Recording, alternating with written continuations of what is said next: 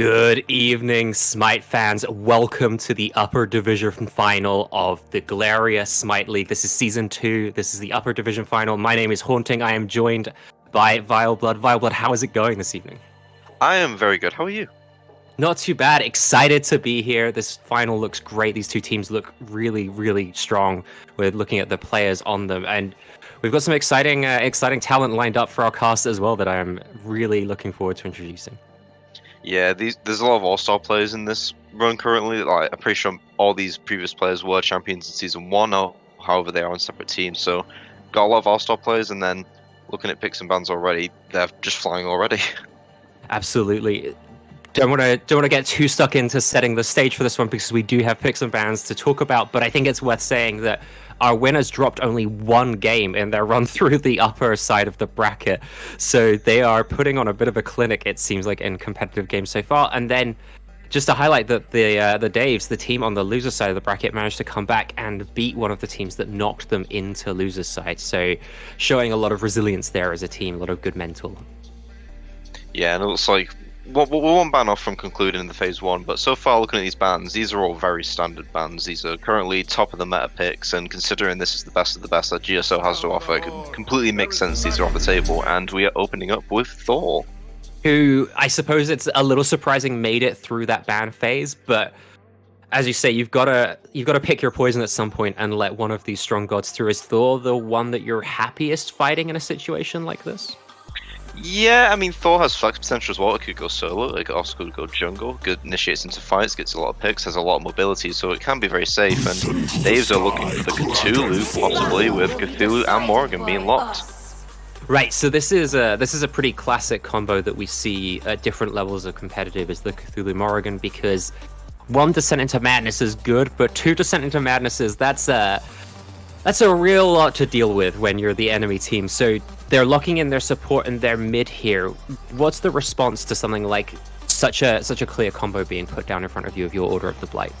Well, knowing that the Morrigan will be mid and the Cthulhu will most likely be solo, they can definitely take their solo mid in response. So if you had to think of what's open now, maybe a Guan Yu definitely wouldn't be terrible here. Possibly if you really want to be safe from the Cthulhu and the Morrigan with the double Descent into Madness, you can go something like Yu Huang if you want to get to the late game, or maybe something along the lines of Heim isn't that bad. It can go into the ADC role with Senanos and Ishtar by far being the best ADCs currently. I think Heim is a very good balanced pick currently, and especially in EU where it's a lot more valued. And without those other two preying on it, it's a nice one to go back to. Traditionally, Vileblood, something like Nemesis is often thought of as a good counter to Cthulhu. Is there any logic to moving Thor into the solo role and picking a Nemesis here? I can see it. The only issue I have with Nemesis is that she receives some pretty hefty nerfs, especially with her itemization. So I think you could go the Nemesis. Just the issue is now is that Thor as a solo laner is still good. Don't get me wrong, but if it gets caught out, it will just die due to him being an assassin, not a warrior. So he's lacking those base stats, so he can't dive in as easily. But then again, with the Athena, it has plenty of setup, and I think they could go the Nemesis here, but I don't think it will really be prioritized. Right, so just one pick left in this first phase for Daves. Is there anywhere that they should be looking to pick here to avoid the counter? We see it. There's this second Guardian locked in, the Khepri.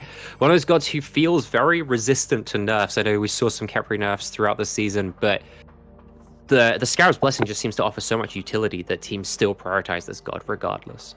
No matter how much you nerf Khepri, he's going to be one of those gods where his kit is so fundamentally strong. I don't think Khepri will ever be like below average. Like, he's so reliable, and it can just allow so much safety, and it opens up for a lot of other picks that are more dive heavy. And looking into the second ban phase now, we're opening up with a Hades, which makes sense. This god has been dominating this season, to say the least. Right, and perhaps surprising that Hades made it this far through the pick and ban not being banned. Heading back to junglers, though, on the other side, that's a Hunbat's banned. They don't want any of that massive AoE crowd control from the Fear No Evil. And then the Achilles ban coming through. I've spoken to a couple of other people who've talked about Achilles as potentially a Cthulhu counter because that execute can still come through during the Descent into Madness. Is there any other reason to ban the Achilles here? Oh, it negates the Khepri revive. Of course, yeah, good point. Very simple. Like, plus he's very flexible. Mhm. Like, him and Thor can go either or at that point, and yeah, and plus Cthulhu when his hitbox is very, very big. Mm. So yeah, it just negates the Kepri pick, and it's just very safe. And then, speaking of safety, we have another safe ADC here with Chiron being hovered, which isn't really an ADC you see a lot. And now that I'm looking at this draft, the thing that I'm seeing the least of currently is Objective Burn. Right, right. There's a lot of ability power in terms of the Morrigan. Oh, pretty much an ability-based kit. I know there's some auto shenanigans going on, and then Cthulhu and Kepri, not really who you're looking for to burn down those objectives. They instead they only hover the Chiron, and it's the Xbalanque locked in. How do you feel about the Xbalanque? I mean, Xbalanque has always been one of those gods that has been prioritized quite a bit in competitive. You see him a lot more in competitive than you will in casual and ranked, and his ult is compared with the Descent to Madness can make it very difficult for teams to get their bearings in a very difficult situation. So I think the Xbalanque is very good, and it gives them that aggressive burn that they need. And then Order of Blights respond with the Guan Yu, which yeah, completely fine pick. I don't disagree with the Guan Yu at all. It's such a good lane bully. It can help in the late game, the heals as well, and then finishing off with a Merlin. What do you think about that? It's an interesting one. I feel like Merlin perhaps isn't one of those mid laners that we think of particularly highly at the moment. We often think of Vulcan or Yu Huang as those mages dominating mid. I can certainly see Merlin bringing some strength and utility to this team. Always an important god to have around objectives because you just shred them really quickly, and without a strong secure on either side, that always feels pretty potent. But it does feel like there were mages that are a little bit higher up in the tier list, perhaps, that you would go to first. I think that the big thing that I'm thinking about looking at this draft is it looks like a draft that could have come out of a Smite team like 3 years ago, and you'd still be happy seeing these picks. They're all sort of classic picks that are all sort of always playable, but maybe not always the best in their role. Like Guan Yu and Heimdall often ascend to the top at some point in a season, but this to me looks like it could be a season 7 draft or a season 9 draft, and you might not be able to necessarily tell the difference, but it feels a little anachronistic to me. I mean, if it isn't broke, don't fix it. I mean, Merlin, whilst he does have the weaker early game, he has a very, very strong late game, and everyone on his team provides a very nice amount of CC for him to set up. So as long as he can get through that early farming phase, I think he'll be fine. His main worries, I think, are the Cthulhu just running him down, because once that flicker is down, he's gonna be in a lot of danger. He's a slow old man without that flicker, and That is true. one of the things that's coming through to me in the theme of this draft, Wild Blood, is Dave's composition just seems so much more teamfight orientated. Yes, there are abilities that are important in a teamfight on Order of the Blight, but there just seems to be a lot more cohesion to me in that Dave's draft. Do you think that's something that's gonna be an issue as the game goes on? Not particularly. I think our Order of Blights do have a very, very good teamfight oriented comp. The issue is I have with Order of Blight is that a lot of their teamfight potential comes out one and done. Like if Heim misses ult or it doesn't land, Guan Yu with his ult, Athena with a taunt, Thor with his ult, and then he does have his wall. But yeah, I do agree that if you had to put these teams into a more sustained, longer team fight, then yeah, I think Dave's definitely have the sustain and the absolute manpower to completely go through it. And our last pick rounding out this team composition for Dave's is Susano, another big AoE ult for this team, something else that Morgan I think can take advantage of transforming into with just how strong assassin items are right now. I know Archie likes this pick quite a lot. Plus, as well, with the Kepri as well, it lets the Susano be a lot more aggressive than you Right, might and that was the last thing that I was thinking with this Kepri. It's just another pick that's going to be in their back line, and the Kepri can keep him alive in those tough situations. Yeah, absolutely. I think we're heading into game 1, Volblood. We've got our drafts here. Where are you putting your faith in these two teams? Which draft do you like more? Who's going to win this game based on the draft? I like both. I like both comps a lot, but I'm gonna go with Order of Blight on this one. Okay. I think this comp is very fun to watch, and I think if we watch it go out and do whatever it wants, I think it's extremely fun to watch. And with Dave's, I still think they can easily do it. It's a 50-50, but if I'm going based on what I think will win, on what I like Order of Blight more. What about you? I'm here for the Dave's comp. I think there's just a lot more going on in terms of little synergies. I think it's built really well. I like that cohesiveness to it. That said, you're right. there's a lot of gods with playmaking potential in Order of Blight being played by players who are playmakers. And so I think there's a lot of potential for it to pop off. But for me, I'm putting my money with the underdogs. I think that team comp has just so much that can interlock in interesting ways and define a game.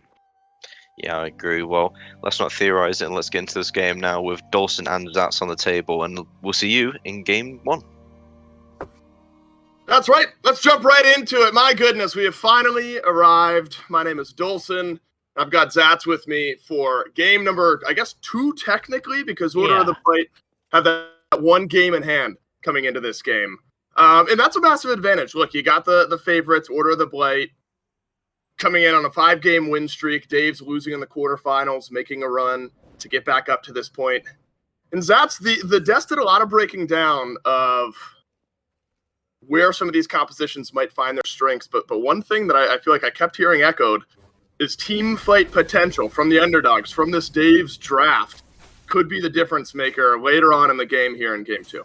Absolutely agree. I do think that when you look at the 2 drafts, it's going to be a pretty slow-paced early game. And if anything, you're actually looking at Order of the Blight. They're going to have a lot of objective control. That's what they're really going to be looking for. But yeah, once they get to that late game stage, they have a lot of great team fighting ults. But my fear is that Ptolemy on this Morrigan really only has one good transformation. It's one card to play, and that's turning into the Cthulhu. And Order of the Blight have a lot of things to shut down that immediately. So that's what I'm going to be looking at. But I do think for this early game, a lot of the onus will be on Blight. Yeah, I mean, look, the Daves, just as a team, hold my heart. Now, there's no bias here, but of course, being named Dave, I have to root for them a bit, just in the back of my head, and it's going to be easy for me to say that name over and over. It does feel like a very, Tartarus Titans, SPL-esque draft, though. They love these double Cthulhu comms. Mino's in some trouble in duo, but the shell will save the life of the Athena. And I think it's okay to peek our eyes to the left side of the map. I'm glad that the players actually give us the opportunity to do so. Looks like the Athena actually stole away purple buff early on. I see Mino and Otiro both having a purple buff, so you'd figure there would be some pressure early in this lane for Order of the Blight. But Zats, we know with Xbalanque, the splitting auto attacks can buy you a little pressure in that lane. So maybe no surprise that they won the first damage trade.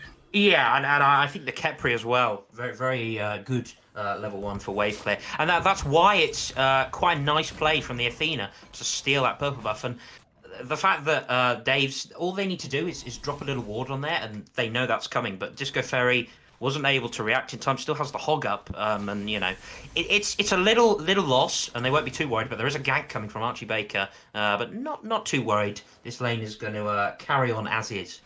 Yeah, it was actually somewhat risky there from Otiro. Used the crystal, didn't have the disengage, immediately ready if there was a pull in from Archie Baker. Could have been looking over at First Blood earlier on, and we'll get there eventually, right? With how we're going to deal with this double Cthulhu transformation. But you figured there's some opportunity for Order of the Blight to deal with that. Now, life is made easier if the store gets off to a great start and can really get things going. If you're fighting from ahead, it's always going to feel great. Are you assuming that come team fight time, this Merlin's going to have shred, this Heimdall's going to eventually get there, and that kind of 1-2 punch is enough in a team fight? I definitely think so. I kind of mentioned it earlier. They have so many tools to deal with Cthulhu. You have the Heimdall ult, immediately banish whichever Cthulhu you like. You've got great shred damage, and that combined with the CC from that taunt, the confound, it can be so difficult for Traumatized to just stay alive. And I wonder if we'll see a beat pickup, in fact, from Traumatized on this Cthulhu, because that should really be their target. Get a single pick onto ideally Cthulhu or possibly a transformed Morrigan, and then you can play around with your numbers advantage. They've also got great globals, that will help with that. But we see a Beats Force, but Thor's up in the sky. It's an Anvil of Dawn and a double stun early in the laning phase. It's what you want from Thor. The moment you hit level 5, you throw up the Anvil of Dawn, you dunk in, but Archie Baker on the return gank. Otiro, whoa, the Bifrost! My goodness, the move's good enough And the splitting autos won't hit, and it's a dream start for Order of the Blight. And Dioi specifically off to a 2-kill start. No backs yet. It was a tier 1 item and just the starter. Level 5 immediately. And a great start for the favorites in Order of the Blight. Fabulous. And we do see a little skirmish in the mid lane. And Tommy does have the ultimate available. But again, not many great transformations. And it looks like this is going to peter out to nothing. But I love how the duo lane played that. They knew that Dioi was local, had that Thor ultimate, Anvil of Dawn. Before it came crashing down, they managed to get the beads of Otero, and that was key to making that happen, because then the Anvil of Dawn, double stun, it's a free kill in the end. And while Archie Baker tries to get something in response, only level 4 at that stage, had not got that ultimate available, and unfortunately, despite the low health bars, not able to get any kind of return kills. And this is what we were saying earlier. It's all on Order of the Blight. They're going to have control in the early game, and Ptolemy could be in big trouble here. My goodness, double taunt into a stun, and now suddenly the Merlin on the board. It's a late Susano ult in, I believe. Oh yeah, it was a transformation. I got to get used to that. I'm like, where in the world did that come from? Ptolemy died so quickly in that fight, didn't even get a chance to see what the second Susano was able to do, and you're sort of referencing not the best early transformation into the Cthulhu, and the potential answer there was the Susano. But Dioi, I think, heard what we were talking about, said, look, got to get this team off to a really fast start. The scary team fight later on is made more difficult if we're behind. This would be maybe one of the fastest Thor starts I've ever seen. If we're dunking into mid, we sure are, but there's no stun on it. Getting rooted. That's decent taunt out from Minokino, but I'm not sure the peel's enough. Typhoon hits Dioi, but no auto attack from Archie Baker. And the Dave swing and big miss yet again. And it's still a great start for this Order of the Blight team. They're really unlucky. I don't mind that Dioi goes up into the eye. Probably a little bit questionable, shall we say, to go in, not really viable targets. And of course, there's a Scarab's Blessing if you are able to hit. So I do like the counter engage. It's the right idea. Again, the fact that they're already a little bit behind, and it feels like that was more of a desperation play than anything. Sure. But I wonder if it was worth it. You know, you've got that Kepriel. Maybe Archie Baker should just run into the tower. You've got the Scarab's Blessing. Just try and get that kill, because getting something on the board at this stage is going to be really worth it for them. Yeah, it's such a great point. You had the bailout on the backside if Disco Fairy was in range, which of course would have been.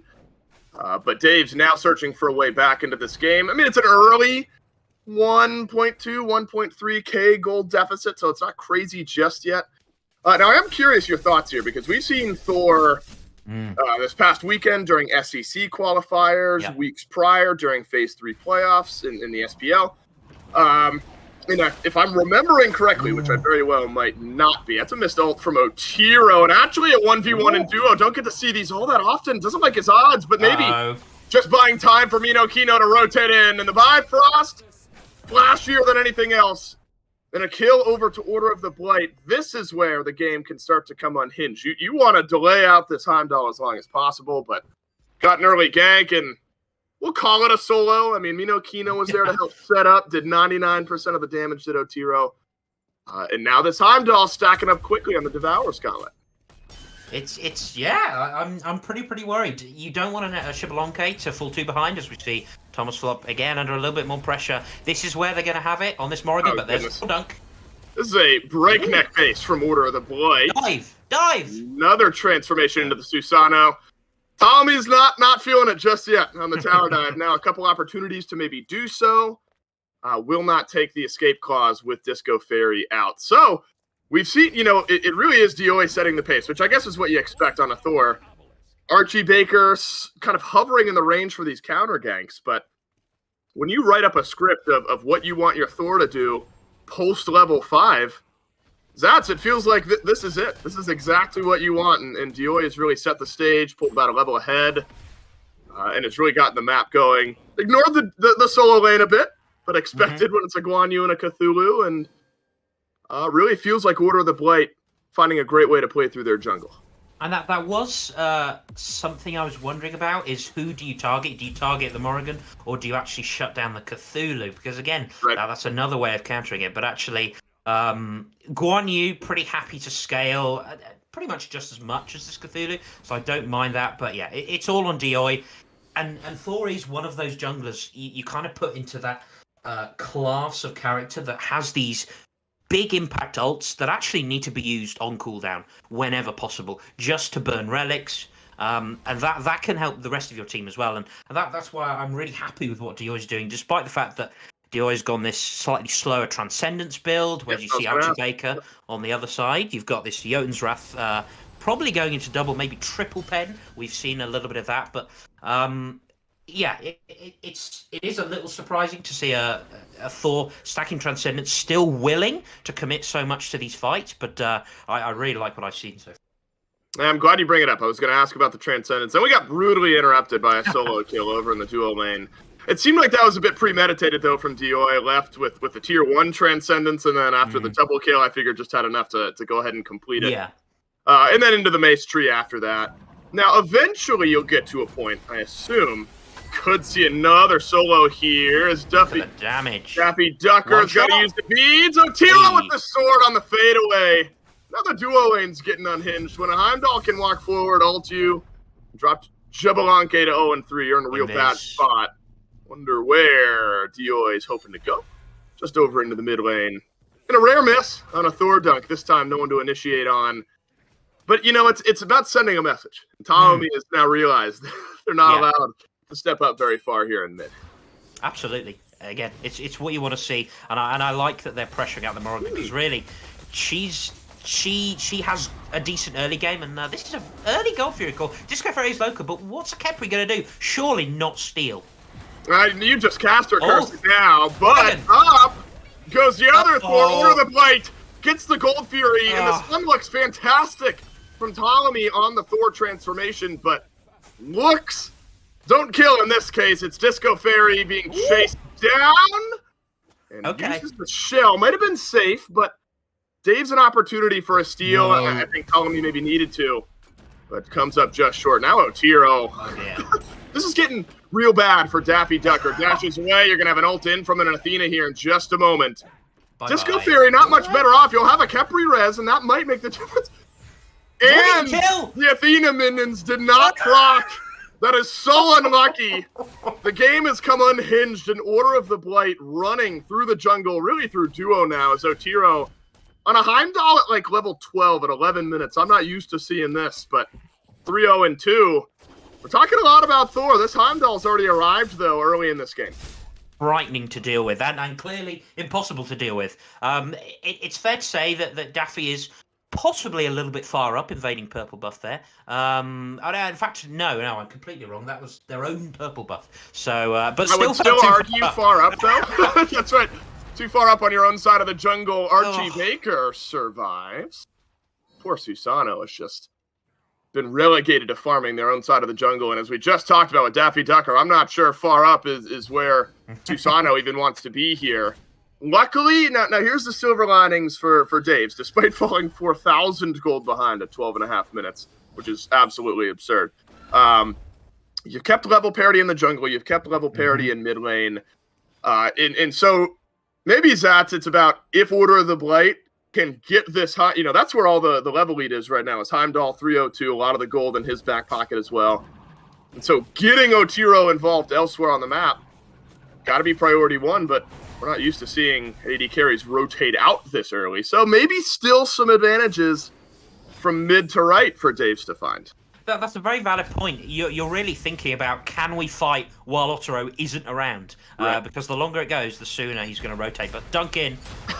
Yes is the answer. We can fight. Dioi nearly one-tapped Archie Baker. Could be first kill of the game. Ptolemy. No! Oh, no. All right. Gets the trade out. Last damage tick gets it. Needed to happen. Dave's finally on the board here at 13.5 minutes. This Disco Fairy body blocked, wall blocked, whatever you want. It's happening to this poor Kepri, who did not get a chance to use the Scarab's Blessing. I'm not sure. There would have been one that makes a difference in that last fight. And you know what? You just need to see one go in.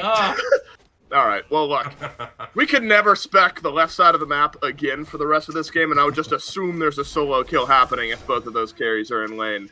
And this is where things get risky when Order of the Blight can fight when Otiro is not involved, and they've just proved to us that they can. Yeah. It's already very, very difficult. I like that Ptolemy did manage to get a kill on the board. Like I said it 5 minutes ago. They need to try and get something on the board.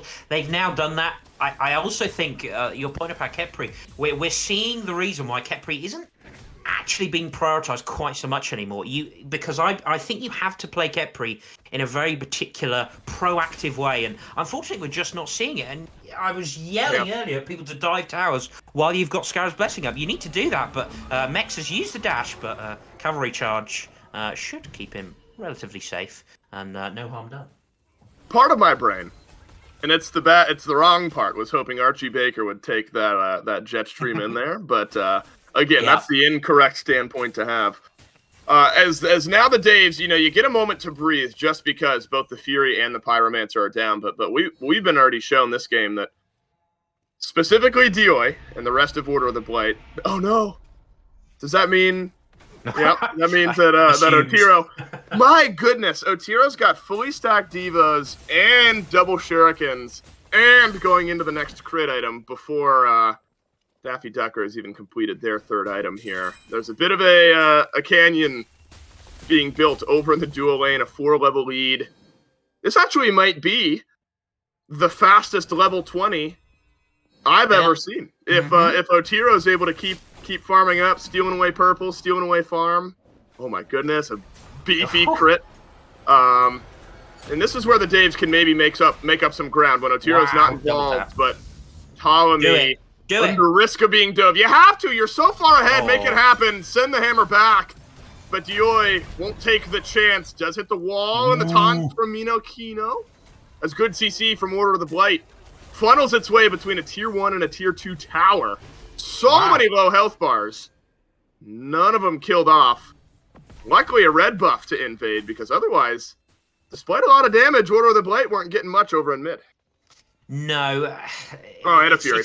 I was going to say, narrow margins. They will take that. And again, this is a level 18 Heimdall now. I mean, Ocho should definitely go for, quickest to level 20, because... what's the fastest level 20 you've seen? That's a good question. I mean... I think right at minute 20, just maybe 10, 15 seconds over, 20 at 20 is, ridiculous speed. I think that's maybe the fastest I've seen. Certainly this season. That would be wild. And he's on course for it. And I don't know what you do about it. They just don't have any options. Sano has not enough damage. Morrigan doesn't have enough damage, and even with the transformation, I guess one shining light is that Morrigan is one of the better characters to play from behind, because you can turn into whoever. Turn to the Heimdall. Let's do it. You have to, and to be fair, that is their best chance, because this Heimdall is unstoppable. Turn into the unstoppable killing machine, and maybe get a few more kills on the board. That's their best choice. Yeah, absolutely. If you can survive to that point, you could be in a good spot. Oh wow, Daffy Ducker. Unfortunately, my friend, we've got to watch another one on screen. Otiro is on an absolute warpath. Gotta get one level in the next 2 minutes, you'd think. Dioi will go up a bit out of range. Ptolemy will stealth away. Look, I love it. I've seen so many Thor games where, the Thor player hits level 5 and we see an ult or two and it's just not there. I'd rather see swings and misses than never taking a strike at all. Now, this is where you got to be careful. Daves can get baited in here by Order of the Blight. Mex down beneath half HP. Mino Chino steps forward. And watch out. Great cleave damage can come through from Thomas Flop here. This is where a Merlin can really flex those muscles, especially at level 16 with a couple of kills. Funnel in a lot of that AoE damage. And maybe just setting up. There's a Pyromancer coming up here shortly. If you get a kill here, it just makes life so much easier. And how about a double stun and a double tap from Dioi? A Typhoon almost does next to nothing. It'll be an ult in from Mino Kino. A Heimdall in mid is just chasing down the tier 1 tower. Goodbye, Disco Fairy. in Order of the Blight finally knock down one of these kills. You think you're escaping the solos when you leave duo lane. Now it's happening. And then, and it's level 20 Oh, I didn't see when. minutes. At 19, well, for sure at 19, but it happened maybe a bit before that. And why not an FG at the 19-minute mark as well? You're simply too far ahead. Got to be the right call. Yep, Merlin damage, fed, massive Heimdall. That's all you really need in a tank. And that's the worst Thor ult we've seen this game, and that's saying something. Surely you land on back camps and just get some farm there. But yeah. It's all in their hands. I just want to see, in this kind of game, when you're this far behind, you've only got one kill, you just need to group, chuck a sentry ward out, and find some kind of pick. You have the tools to do that if you can find someone on their own. You should have enough, especially, again, if you turn Morrigan Transformation into this Heimdall. You've got Kepri Res as well, which, again, I just don't feel we've seen used properly. You have to play it proactively, and unfortunately, Daves have played the entirety of this game reactionary. They're letting Order of the Blight do whatever they like, and that will not work with the global pressure they have, with the burn they have, and with the farm they have. It's this is a 99%er, isn't it? I don't see seems much that way, comeback on this. You know, you passed the test. Every new chair 2 that I cast with, I always hope for a ridiculous lopsided game like this, so I can always, it's a chair 2's least favorite question in a game like this. Sure. Is like, how do you get back into a game? And you actually did a great job of providing some opportunity for Daves, but it's got to be a pick. A shutdown would be ideal, but I'm not even sure Otiro loses. Whoa. A 3v1 or a 4v1. I'm thinking this Heimdall can do just about as he pleases. That'll be a tier 2 tower at the 21-minute mark, and quite a pace being set from your grand finals favorites. Kioe will find the back line, and Daffy Ducker for the 7th time this game as the Dave's duo lane drops to 0-11 combined. Dioy, considering the fountain, maybe you should worry about the Phoenix first. Instead is found traumatized. I'm thinking Dave's a bit traumatized by what's happened here in game 1. Ptolemy will fall as well, and unfortunately, one by one, they will crumble. 21 and a half minutes. That's quite a statement. If Order of the Blight were able to close out this game, the lockdown looks nice, but the looks won't be enough. Oh no, he gets shut down right at the last minute. Now, if I'm Thor, I'm tilted. I've lived this entire game, and I'm going to die underneath the Titan. That's unbelievable. In Order of the Blight, my goodness. In 21:45. Zats, they have set the pace and laid down the gauntlet. Absolutely. Okay, so let's try and look at positives. I think I've got one. Traumatized was chilling in solo lane. Nothing wrong with that performance, and it's got to feel pretty demotivating when, as a solo laner especially, you look over and it's just carnage across the map. Nothing you can do there. Again, I think they binned the Kepri. I think they were playing a little bit too not respectful, but they were just giving them much too much room. And I think they need to, especially when you lose a game in that manner, just go for something all out, early aggressive. That's your best way back into this set. Yeah, if we're focusing on the positives, it's all Order of the Blight here in game number 1, and quite a statement from the favorites, and now on championship point, as they find a one-hand advantage. They win game number 2 here technically, and now just one game away from beating Daves. It got to be a massive turnaround from Daves. We'll see what they're able to get done. Good luck to the desk breaking down game number 1 here. We'll do that right after this.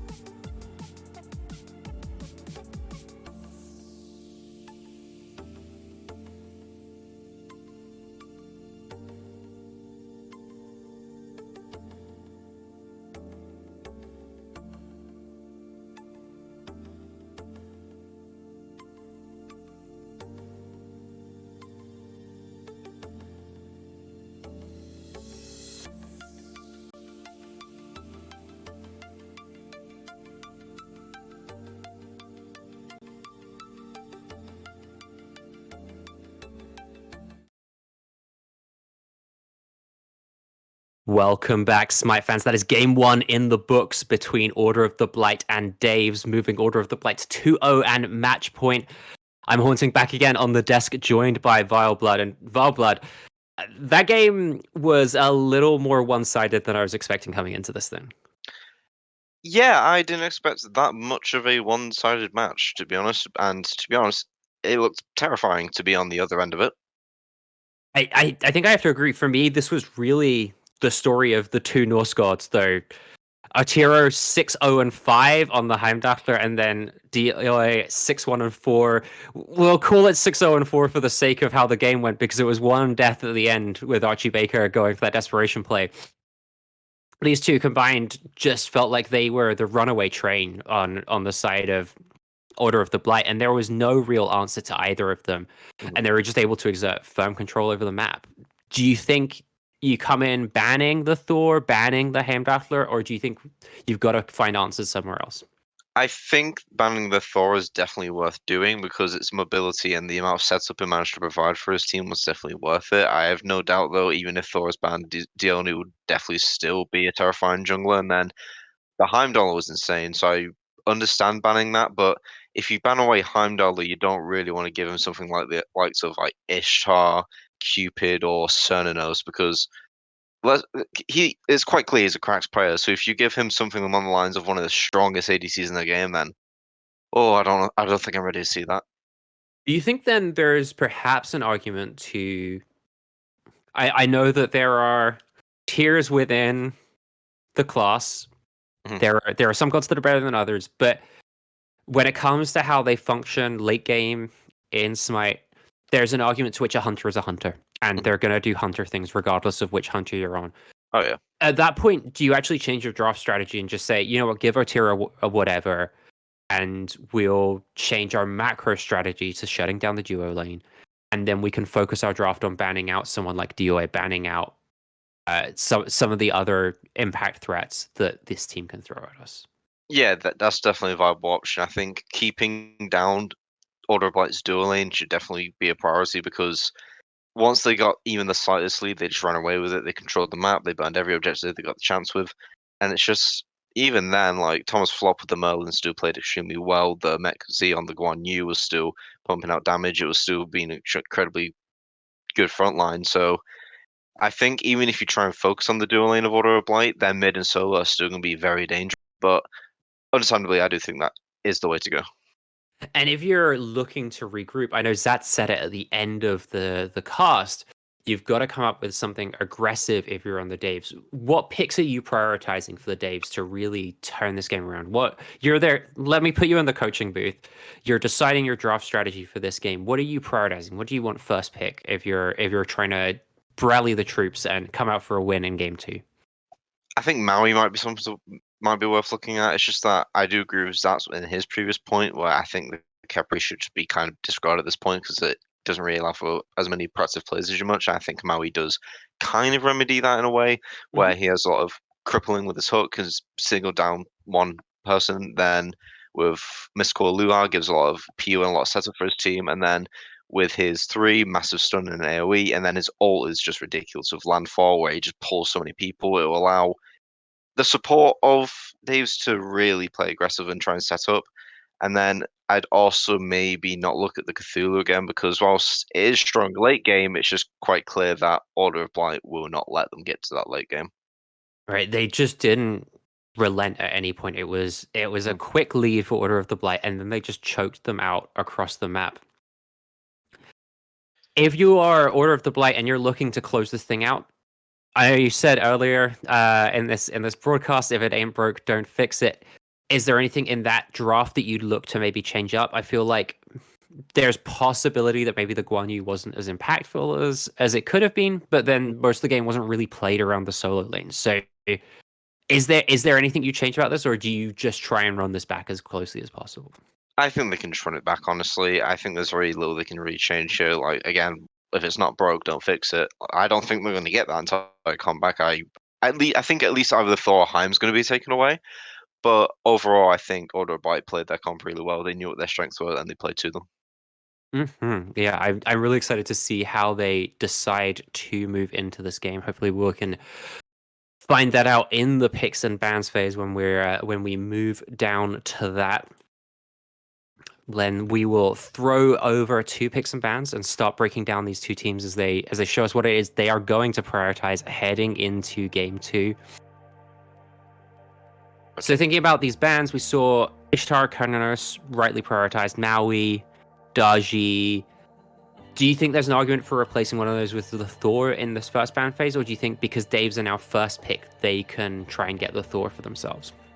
I think the Thor is definitely something they can go for, but again, it's pick your poison where Daves will get Thor, but what will Order of Blight respond with? Because there's still a lot of top tier gods that can be utilized. For example, if Order of Blight wanted to be a bit more aggressive and dominate that lane, then the Guan Yu, which now they can't pick, now it's been banned, they can go something along the lines of Hades, or maybe something like a Shiva where they want to control that the early to mid game, and then we'll see what they do. And then looking at the picks and bans here, Daji, Yamoja, Ishtar all the same, but Guan Yu being the different one here. Right. Interestingly, the Kernanos, as of yet unbanned. So with the Thor gone, perhaps they look at the Kernanos pick here, pick one for Dave's, and that's a god with a little flexibility. I seem to recall he's played in mid quite a bit more at the moment than we've seen Kernanos for a while, and then obviously strong ADC as well. Do you think double Hunter is an option here for Dave's? It's a possibility. The issue is that if Order of Blight play the same way they did, where they're just going to close the game out as soon as possible, the double Hunter comp won't come out online as quick as they'd really like to. And then, however, if they do go for the double Hunter comp, I think it could benefit the Daves in certain aspects. They could look for the Fafnir, which Order of Blight definitely wouldn't expect. But Dave's opening up with the Cernunnos, which is a very safe, very understandable first pick. Cernunnos has just been crazy since he's been buffed, and as well as AMC being pushed out of the map. Is there anything that you're looking for to try and counter this Kernanos? One of the things that I think of in terms of the god having weaknesses, if there are really any weaknesses to this god, is there's no CC immunity native to the kit. Is that something you could try and take advantage of? I know that Daji is banned, but there's other high impact CCs that are must cleanse to survive that you could target. The first pick I think of, if I was to pick a god that was lane against Cernunnos, is Cupid, because whilst Cupid can't dash away out of, is crippled in the Bramble, the issue is that late game where, like you said, a hunter becomes a hunter. Cernunnos lacks that CC immunity, where that's where Cupid comes in with a stun and his heart bomb. Then he has the big AoE field with his ultimate being the Field of Love. So I'd like to see a Cupid in the Cernunnos. I think while Cernunnos is going to be aggressive in lane, Cupid can somewhat stall it out. And then Order of Blight going for the Maui and Hades, which is a very aggressive front line. We saw the Maui banned out in game number 1, so I'm pretty excited to see it now. I don't think I've seen a Maui in a comp set just yet, so looking forward to see how this one plays out. And then the Hades, we talked about it last game, made it all the way through to the second ban phase and then went unpicked. This time picked up in those top 2 picks, and this is a god that's just been dominant since about mid-season, if not slightly earlier. Like you say, it's a terrifying frontline, a terrifying laning phase from Order of Blight. The response from Daves is the tier presumably going into that solo lane role, and then the Hunbats in the jungle. Hunbats a lot more control, I suppose, in a team fight than the Susanna necessarily has, and then the tier, it's a very different look from the Cthulhu. How do you like this for the Daves?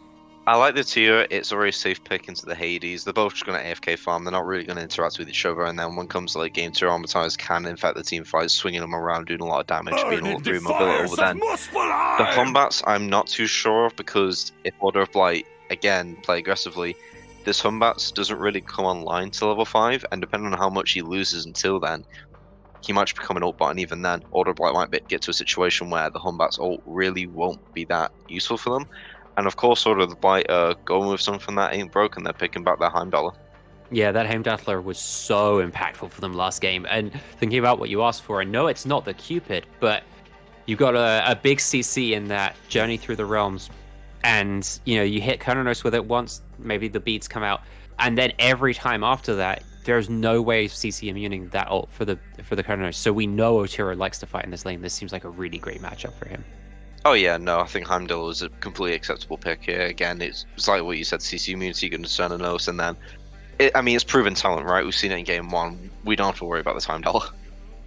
Right. Then moving into our second ban phase, we have Athena and Khepri banned by Order of the Blight, both targeting out Disco Fairy, and then Ravana and Naja banned for Dave's, looking to stop DOA from taking over in that jungle. It's 3 junglers banned by Dave's. They're really conscious of how much DOA influenced this game. Discordia picked for the mid laner. I'm under the impression this god is pretty strong at the moment. Not necessarily top, but still like a solid pick. Is that right? Oh yeah, in my opinion, this is probably one of the safest mid picks in the game because not only does she have a big CC immunity AoE ult, which, you know, it's a mage, you definitely want that, but her passive just allows her to give, hey, you're the best teammate on this team right now. You have some power damage, like extra power, which could definitely benefit Order of the Blight. I mean, you've seen the Heimdall last game. If Hades gets ahead, he's going to have extra power. Depending on who's doing the most damage, this Discordia is helping that, as well as just having a nice little leap, CC immune ult with big AoE damage. You really can't go wrong with Discordia. Now, locked in on the other side, the Vulcan, they're the mid laner, but the pick that drew my eyes here was the Atlas. This is a god that I know Disco Fairy likes to play. It's a god that I know Disco Fairy builds a certain way, and whilst I know these are all ranked things that I'm thinking of here, I still know there's a lot of comfort here, and this is a very strong god, so it's something that I kind of like, perhaps also giving him an opportunity to be a little bit more proactive than that Khepri. The Vulcan, on the other hand, I'm not sure I've seen Ptolemy play the Vulcan. I'm sure he's got lots of reps on it, and my understanding is Vulcan has a lot of pressure in this lane, so that feels like a good way of trying to get Daves into the game in the earlier stages, which we didn't really see them doing last game. Yeah, I think Atlas, considering the circumstances, I think safe picks that you're comfortable with is definitely okay here. And Atlas is very aggressive. It will allow Disco Fairy to make these aggressive plays. Is that the issue is once Atlas gets in a situation where his team's behind, he struggles to peel a bit because his peel takes a bit longer to come out. And then his ultimate, whilst it's still good, it's very good at playing on the aggressive end. Atlas ultimate isn't one of those ultimates where if he puts that on the ground and you're in the winning position, you're not really going to be scared of it, which I do fear might happen this game as Order of the Blight are going back to Susanoo. Yeah, Susanoo picked up in game number 1 for Archie Baker. Didn't have the most impact on the game throughout, but seeing the way that DOI likes to set the pace of these games, I think that Susanoo could be a really dangerous pick for them. I've got to say, after seeing game 1, I'm not sure this Dave's draft has given me faith in their ability to prolong this set. I'm extremely scared of the Susanoo because Atlas, Vulcan, Humbats comes to mind, maybe certain elsewhere. They can't really do much to Susanoo because once Susanoo grabs a Vulcan or a Humbats, due to them lacking that CC immunity, if they have no beads, that is just going to be so much free damage for Susanoo, just delete them. And again, with his AoE ultimate, it just provides a lot of teamfight potential as well. Absolutely lights out. And then diving with that Hades come mid to late game, I feel like that's just a deadly duo to deal with. I feel like there's not really much more for us to break down with these drafts. I'm getting the sense from you, Vileblood, that you also feel like Order of the Blight won in the draft phase with this one. Is there anything you want to say predictions-wise about this game that we're about to go into? Again, I'm on the side of Order of the Blights, but I don't think Daves are just out. I don't think we should just disregard Daves. I think their comp still has a lot of potential. It's just hoping they get their foot running first in this game, because if their comp gets ahead, it's going to be very difficult to deal with the amount of damage and CC they have, but if it gets behind, which Order of the Blights have shown to put them in before, we might be looking at a game 1 again, so we'll just have to see. It's all about how these first 10 minutes play out. Well, thank you for breaking that down with me, Vileblood. It gives me great pleasure to throw down for game number 2 to Zats and Dolson on the cast. That's right, for potentially the final time we'll go into game here. I gotta get it in my head. Game 3. Game 3. I gotta get it in my head. The 1 game advantage for Order of the Blight, and then a steamrolling in our first broadcasted game over Dave's. God, I could make a joke about Daffy Ducker and getting 07'd and subbing out now for Edward Ecca. I could, and I think I kind of just did, just by by nature of setting it up that way. Yeah, that's unlucky for Daffy Duck there after game 1. Could make a difference. But the desk, I think, really set it up here, Zats. It's a different look for DOA. I think you had to ban out the Thor if you're Dave's. you don't have the semi-global pressure, but you No. still got a playmaking jungler in the Susano, and I think you still got to pay respect to DOI after what we saw in the first game. Yeah, absolutely. I was a little bit surprised that A, the Rat got through, and B, the Ratatoska wasn't picked. But Yeah, agreed. I think that would have been, a carbon copy. In fact, probably more pressure on a Ratatoska. But still, the Susano is going to do work. You get a lot more space when you see a Humbats as the other jungler, because you know that Humbats isn't really going to be doing anything at level 5. And as a Susano, you think, great, because I don't want to do anything either. Yeah, I like the pick. I must be honest, I don't like the comp from Dave's at all. Really, this Bats pick worries me. I wanted to see pressure in the solo lane, and I saw this tier traumatized pick. I thought, yeah, great, and it's got to be it, right? I mean, traumatized on the tier. I mean, when your back's against the wall, pick what you know. You gotta get it going, I suppose. Now, look, this Dave's team. No strangers to some adversity. Remember, lost in the quarterfinals of this knockout stage. Then in the third round of the losers bracket, beat the same team, the Archies, that knocked them out. But winning 3 straight, it's always going to be difficult to do. Now, in the history of competitive Smite, we have seen some crazy reverse sweeps. But finding pressure has got to be the name of the game here, especially, if it traumatized. There we go. Got their namesake in the tier. Mex is going to get shoved back at a successful blue buff invade. We've wanted it. We got it. You're cheering them on because you got to try to slow down this Hades. We know what a strong Hades can do, especially if not kept in check. So a good start for Dave's. Just a nice little blue buff invade. Yeah, this is what I want to see. The hog is used, and so Disco Fairy happy with that. We see a little bit more brawling, but I don't think we'll see any kill action. Yeah, this is great. This is what we want to see. I think Traumatized was, it's hard to say the strong point of Dave's in game 1, but did nothing wrong, and I'd like to have seen that leverage more. The tier pick in itself does that, and I kind of think tier is kind of busted at the moment. I think tier can keep up in terms of farm, isn't really scared of any kill pressure from the Hades, but out-rotates Hades really, really nicely, sort of come that 10-minute mark, and that's what I'll be looking for. But early game, guess what? Dio's in Dio lane. Oh, goodness. It started off this way in game 2, and it's starting off the same way here in what could be the final game. And, it's one thing if Mino Kino ends up picking up that kill, or Otiro even, not that I want that Heimdall to get off to as good a start as we did last time. But again, it's the jungler, it's Dioi, and it's level 5 now hit with 1 kill in the back pocket. So cauterizing the wounds now has got to be what Dave's are worried about. How can we avoid the Susano from steamrolling us in the same way it did the first time around? Got beads on Ptolemy and Edward Eka. It's a silver lining, but if Dioi can now press down the gas, early Jotun's Wrath could be a real threatening spot. Beads off the CERN. That's what I'm saying. Beads are going to provide some safety, and no longer. They're now gone for just under 3 minutes. And I think this is something we see a lot with Maui, is that hook. People don't respect it enough. You get pulled by that, and you're stuffed because it lasts so long. Traumatized under a little bit of pressure. The Fearless, or the Lawbringer, I should say, going to get him out of there. And in the end, it's a couple of ults traded and nothing more. But a bit of a response here. It's a pull back in on Archie Baker.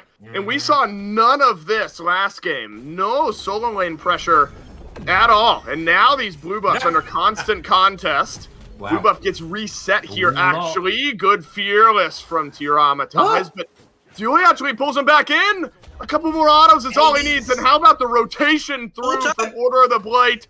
One last auto. But Mex is not going to get it. Yoi barely gets out as well. This is unbelievable. Thomas Flop drops Traumatized under the tier 1 tower. And it's a gank over in duo. And that's finally a life raft thrown to Edward Eka. Get some help from their mid laner while all the chaos is happening in right. Okay, so that all starts with... good luck. A little bit of... ult trades. The Humbat's ult is used defensively, as is the tier ult. At that point, you're thinking, okay, we're on a little bit here. the blue buff invade happens, and to be fair to Daves, they get really, really unlucky. Health bars are so low. I think someone lives on 1 HP. It's unfortunate, because I think there could have been a bit more gain from that. I do like the rotation and response from Ptolemy. Noticed that Thomas Flop had rotated over this team fight and thought, I'm going to go and kill Otero, because Otero was the problem. Otero needs to die early, and I think that's a pretty good look for this Vulcan in the mid lane. It's it's a shame that we're already talking about, well, they're on the back foot, how they're gonna change things in this game, but things are looking a little bit better. Yeah, look, it's not as dire as the last game was, and that is step one. That is checkbox number one for this Dave team. Let's avoid exactly what happened last time. Now, remember, no beads on this CERN. Should he step too far forward, there is a Maui lurking in the back, and it'll actually be a rotation back towards mid. So Mino, not sticking around in duo. I believe he was standing on a ward anyway, so likely would have gotten spotted out. He'll have to head away. Otero's at a slight XP discrepancy. I'm wondering if this is just uncharted territory for Otero. Just has no idea what's going on when he's a level or two behind. Because remember, for this Order of the Blight team, Otero's been getting it done all season long. And we'll get it done once again. A nice Bifrost out and away. Love the activity from this Dave's team. Not rolling over. But you got to keep pace, especially early Gold Fury pull is what we saw in Game 1. Hoping to avoid that here second time around. Mina stole Did the Oracles go down? And, that's potentially a slight mental breaker. And now you've lost a bit of pressure over in solo. The hook from Maui. I'm gonna challenge you. What's the Maui one called? Oh goodness, you're gonna. Ryan Agro Bailey is one of my best friends. Even outside of casting, we hang out constantly. And here's the thing, and I'm gonna bail myself out here. This is a long way of saying. This is a long way of saying I don't know. My casting is purely based what's going on my screen. So if I see a big hook out, I just call it the big hook. And I see a 1v1 happening in duo, I'm just calling the ADCs trading auto attacks. Unfortunately, it's going to turn into a 2v1. And again, well done. Edward Eka has been given a life raft by his mid laner as Ptolemy rotates to left. And Otero not off to the same start now. Got to be careful. Don't want to lose that initial advantage. Fantastic early rotations from this Vulcan have really set the stage here for this Dave squad. I really, again, you said it best. I really, really like it. We are seeing, this Vulcan was kind of glossed over in game number 1. I'm not even sure it was banned. I think there are plenty of mids on the table at the moment, and certainly Vulcan, while he was very, very highly contested. I think it was the backside change was no longer crippled by that.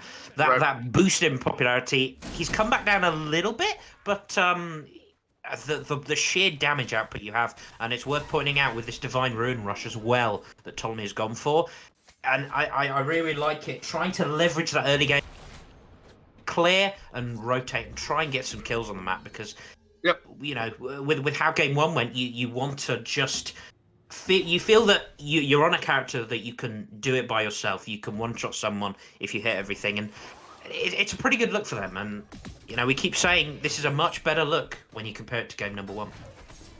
Well, in game 1 they were already down. Dave's were about like 3,000 gold. Yeah. So we take not to mince words. Anything was going to be a better look than being as heavily far behind as they were. But this is like actually a good look, not even just compared to the previous game, but it's actually a good start here for this Dave's team. I also want to add, during all the SEC qualifiers and stuff, taking a little like post work smite break. This is the first time I've seen the Smite World Championship stamps in the mid lane, which is kind of wild. I'm going to be casting it, and I didn't even realize they had changed the maps and added that in there. So a small bonus for me.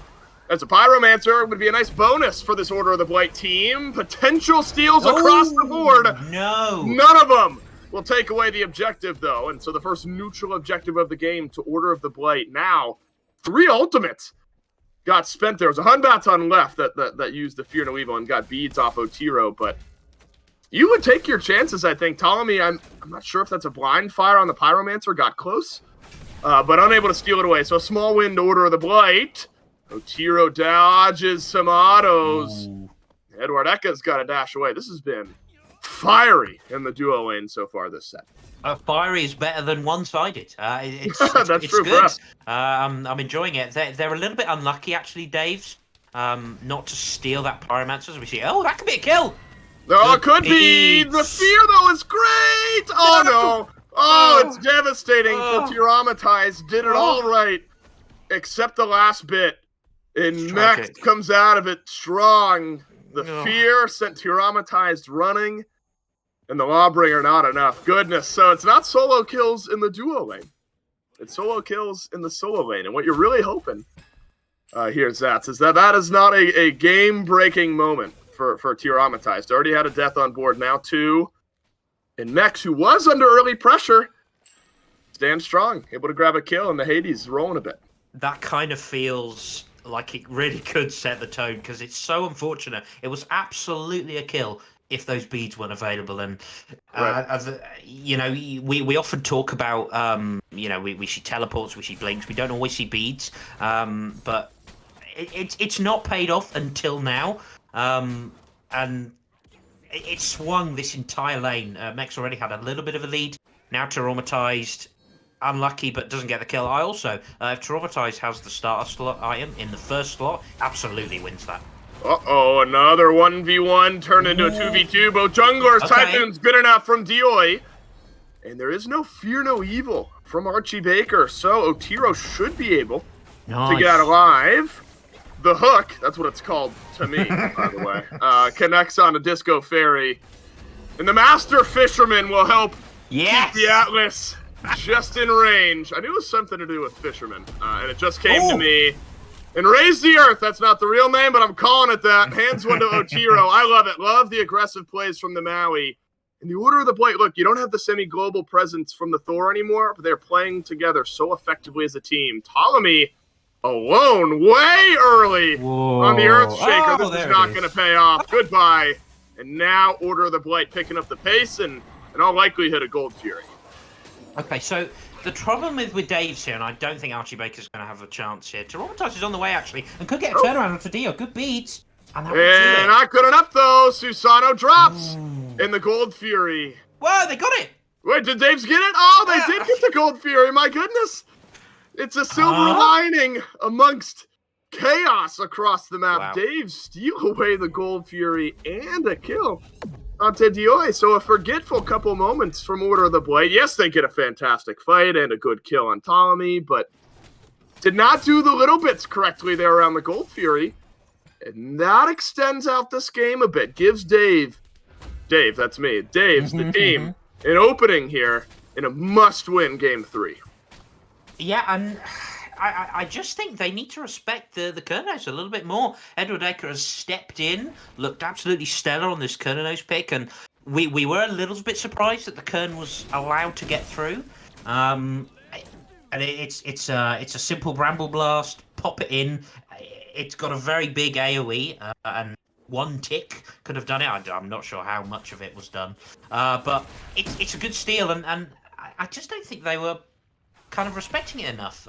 You have the health bars there to zone appropriately, and maybe just forgetting that while they have a lead, it's not as insurmountable at this stage. Wow, Archie Baker a bit of a lead too. Typhoon's going to be used, but what a jump from the Hunbats, and another clean kill over to the Daves. Okay. The Pillar of Agony gets the beads off of Hunbats. Traumatized. No.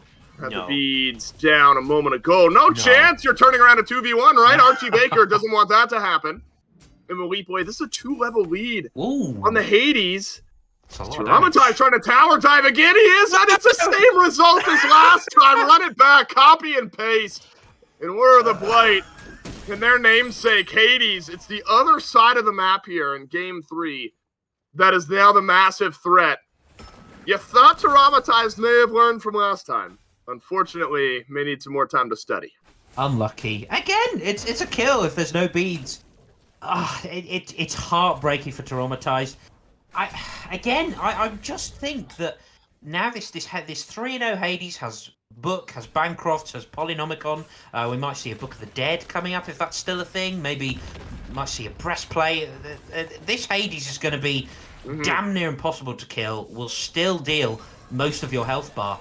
And I just think as the apple comes out, they are chasing Ptolemy, but pull just off the mark from Dioi. Looks like Dioi steps in that Earthshaker just a bit. So Ptolemy will drop it on his feet and limp away from the fight. A little bit worse for wear. Aegis now down. Does provide some dive opportunity. You can already see, I mean, obviously it's a big difference in a Thor versus Susanoo, but a difference in the way Dioi's having to play this game. It's not quite as automatic on those dives in the same way the Anvil of Dawns were. In the Hunbats, we were slightly concerned about where that pressure would come from. Has a couple of assists and a 2-level lead. And so Archie Baker, as we get to this mid lane part of the game here, Zats, is not in a bad spot at all. And it's hit some decent power spike items out of the jungle. Yeah, I like that Archie chose to ignore the Transcendence. Although, ironically, Archie Baker's actually had a very farm-oriented game. I don't feel, Thor, right? Yeah, I don't feel it's been particularly prevalent in these team fights, but just farming up very, very nicely. But the Gamma Ray Burst comes out, and they are going to drop it. And Dioi, again, in a little bit of trouble here. Or is it Tyramatized who needs to be left running? Backs away for the time being. Probably smart here from Order of the Blight. You know, we've seen plenty of objective burn, but the Secure's got to be there on the Earthshaker. Earthshaker hits one. Archie Baker into the team fight with the first kill. Now of his game.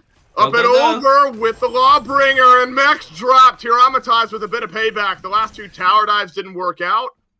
But this fight in the jungle certainly looks good, and now Dave's right back to the Pyro, barring a miracle steal Surely not. from Mino Kino.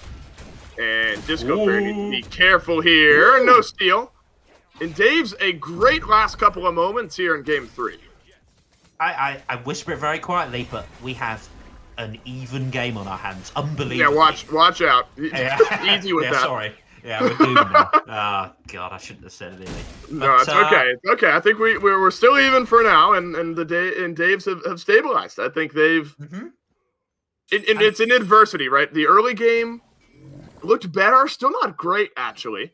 I think the fact that they found a bounce back here, regardless of the outcome, shows some good fight back from this Dave's team. And I think Archie's had a much better game on a pick that I wasn't backing, I must admit. Edward Ecker stepped in wonderfully. This is stealable, but Vulcanol, they secure it. I'm not sure if it was the Vulcanol, but they did the job, and now they have a slight lead. It's looking good. We might get more games. We absolutely might. You know, Order of the Blight come into this finals as the favorites. They had steamrolled their opponents in the last 5, only won 3-game set. And that was against the Archies. And, you know, the Dave's a very formidable team, and obviously some history between these two squads. Yeah. Thomas Flop and Mino Kino previously with Dave's. They join this Order of the Blight team now. And so, obviously, Dave's have a bit of extra to play for maybe here and don't want to go out 3-0 and have given themselves an opportunity really starting to build up. We see these games where they start off one way, they stabilize, they level out, really starting to feel like the pace is being set for one big team fight, either around a Fury, around a Fire Giant. And the Daves have really given themselves an opportunity to win that fight. A Fear No Evil, fantastic team fighting utility. We'll see if they're able to set things up. Continued pressure, though, and it's Archie Baker now putting Dioi under threat. Dodges a lot, but hard to dodge a Fear No Evil. A solo onto Dioi, now dead for 40 seconds.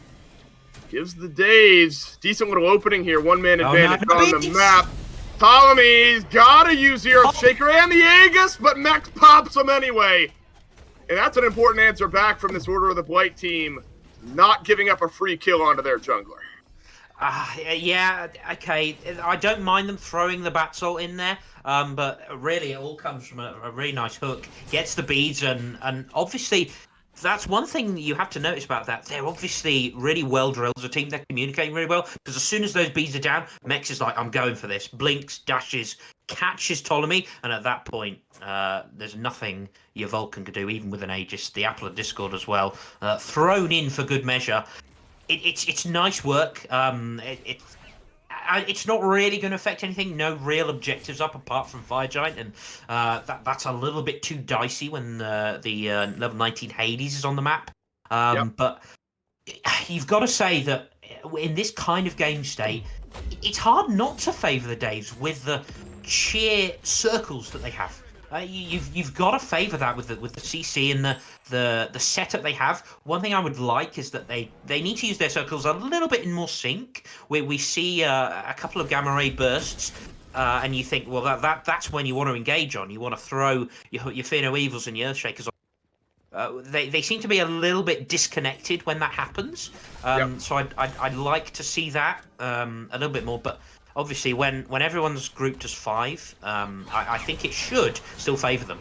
Whoa, Dior chose this fight. He chose it, and he loses it. RG Baker drops the Fear No Evil. Yo. Looks like he'll be able to blink away. That is a blunder for Dior after what was a miraculous game 2. Chance for Otiro to turn some damage around. But Edward Echo with a good wild hunt now sets up another kill. Suddenly it's Order of the Blight. We're severely falling behind here in Game 3. Dave's used 4 of their ultimates. They expand out that lead. I'm wondering what DOI is seeing there. It was down 3 levels. You know, itemization, still not the best. Didn't have beads going into that fight either, and still chose the fight against RG Baker, and that really sets up wonderful initiation for Dave's. Mex is going to get shoved back as well, and now it's Thomas spot being dove. Yeah, you turn around. Go to FG. Dave's getting it all done.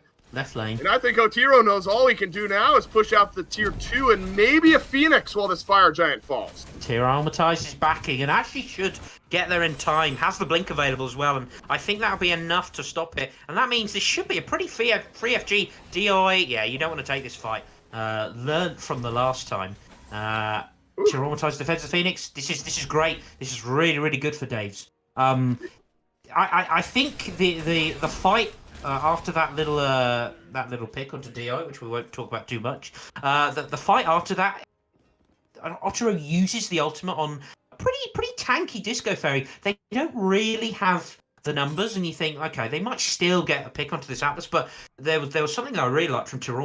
Basically sat at the tower line of the tier 1 and zoning 2 members because you can't just walk up to a tier, and it meant there was no follow-up to kill Disco Fairy, and it meant they were able to get a turnaround because they bought enough time for Edward Ecker to come in and steamroll, and this Kerner note is absolutely swinging.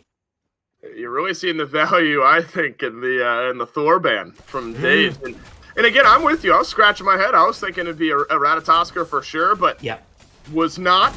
Dioi's still going to get there eventually, though. Now you're climbing this level discrepancy mountain, is what it's been basically all game long, is level 20 hit for RG Baker. So it's still catch-up time for Dioi. You're starting to look at the map, though, and this is where things get worrying for Order of the Blight, is all 6 of your towers are still up, and there's a Fire Giant for the next 2.5 minutes or so. So you're thinking a 4K gold difference is bad right now? It is going to get a whole lot worse depending on how much value the Daves can get off this first Fire Giant of the game, because each of these going to infuse another 1,000 or so gold, and then you're really, really up against it. And for the first time in this set, I think we can really look at and talk about what this Order of the Blight defense could look like. You're fighting into a lot of circles, but my goodness, you're going to do it as 5. Looks like Mino Kino should be okay. So you think this Order of the Blight team has a composition that can defend, or you think Dave simply have no beats, too much, and a pick now makes life harder?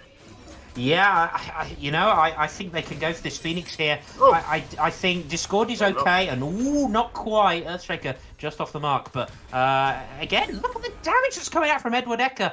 They don't get a kill, but I do think they could have a Phoenix push here. But if you think about it, before, just as they got FG, they had taken no towers. They've now taken all but the right side towers. They've got a lot of gold in hand, and they need to back before this Phoenix push, I think, because also their FG is not going to last forever. The defense is okay from Order of the Blight. I think Discord is very good at that. And, you know, a big landfall from the Maui, and suddenly you've got your carry zoned into a Phoenix. So they are going to back off. I like this call. Clean up the rest of these towers and spend your gold, because I reckon they've got an awful lot in hand.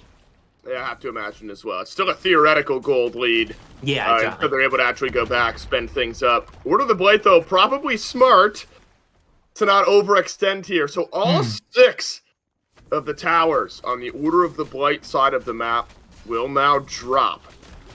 And that is a crazy swing on this FG. I mean, it was like, what, 2,000 or so prior to that Fire Giant? Maybe 3. Yeah. So 5 or 6K worth of gold now await the Daves as they will go on back to base. Now, we had to try to draw some silver linings for Daves in game 2. How could they possibly come back from a gold deficit like that? It's not quite as dire. I mean, we were talking 15K or so at points. So you're down 9,000. So things don't look great if you're Order of the Blight. Next Fire Giant's going to be up here in about a minute as the buff will fall off. Are you hoping to see Order of the Blight step up? You still got all 3 of your Phoenixes on the map. The map pressure is not flowing against you with fire minion waves just yet. Do you think you need to try to contest a fire? I think they still feel that they can probably step up, but it's really not the end of the world if you lose it, because I do think they're pretty good. It's not enhanced Fire Giant. I don't know. If it were me, I would absolutely defend it, throw 5 people in and do the dance, because even with this gold lead that's turned around, I still think you can have a go, but I don't think you need to commit to it. Let's go with that. You don't have to commit to it, because it's a Vulcan at the end. It's Vulcan and Atlas, and their burn and burst is just far superior in every way. So, yeah, I don't mind a defense, but really, you're looking at these Phoenixes. That's where you're going to have a slightly better fight, I think. I feel like what you cannot afford to do, that we've seen Order of the Blight do a couple times, get picked. We've seen Dioi drop a solo kill. We've seen that happen a couple of times. Now you can say the same for Disco Fairy, but Tiramatized follows up what was a decent Fear No Evil. But it's actually the Daves who get picked. Now it's Disco Fairy, so there's still a lot of power for the Daves remaining on the map. They seem to agree. They will go back to the Fire Giant and they will burn it down to half HP. This is the best scenario for Order of the Blight, but they are not in range. And Beads now off of Edward Eka. No. You need to get out with this Fire Giant buff. If you're going to call this worth Typhoon, it heads the wrong way. And so Dave's able to drop Dioi, but Otiro with a double. He's full build and he's swinging. A third around the corner, and it's Mex on the chase. Otiro with a 3-piece. Leaves only Ptolemy alive, and the only FG buff on the map. And those death timers, they're long. In order the Blake can get a push going. They can definitely get a Phoenix. I don't think they can end. Health bars are a little bit too low. Ptolemy is very, very much a threat. So, in fact, they're only going to go for the tier 2. The threat of this Vulcan is still very much there. That hits! Hit him! Hit him! Oh, no! Well, that really limits now any push pressure you can get going, right? I mean, you lost your Heimdall, and so you got to back away immediately. That's hard to. Okay, so you got to look at the wins and the losses after a big moment like that. Dave's get Fire Giant, but they only retain it on 1. Whereas Order of the Blight, they win a big four-man fight. I believe they only lose 1, now 2, with Otiro dying off. But also open up the right side. I mean, if you're Order of the Blight, you're probably happy that was not a complete burnout of a fight. Yeah, I think that the fact that Edward Eka was able to through Dioi's stuff, Dio was a little bit unlucky with that could have turned that fight even more so. Because then maybe you have a little bit more up to fight Ptolemy. And look, this is the strength of the comp. There's no doubt about that. I was saying a minute before they pulled it, they've got better burn, they've got better burst, but sometimes you could commit to a Fire Giant and then lose.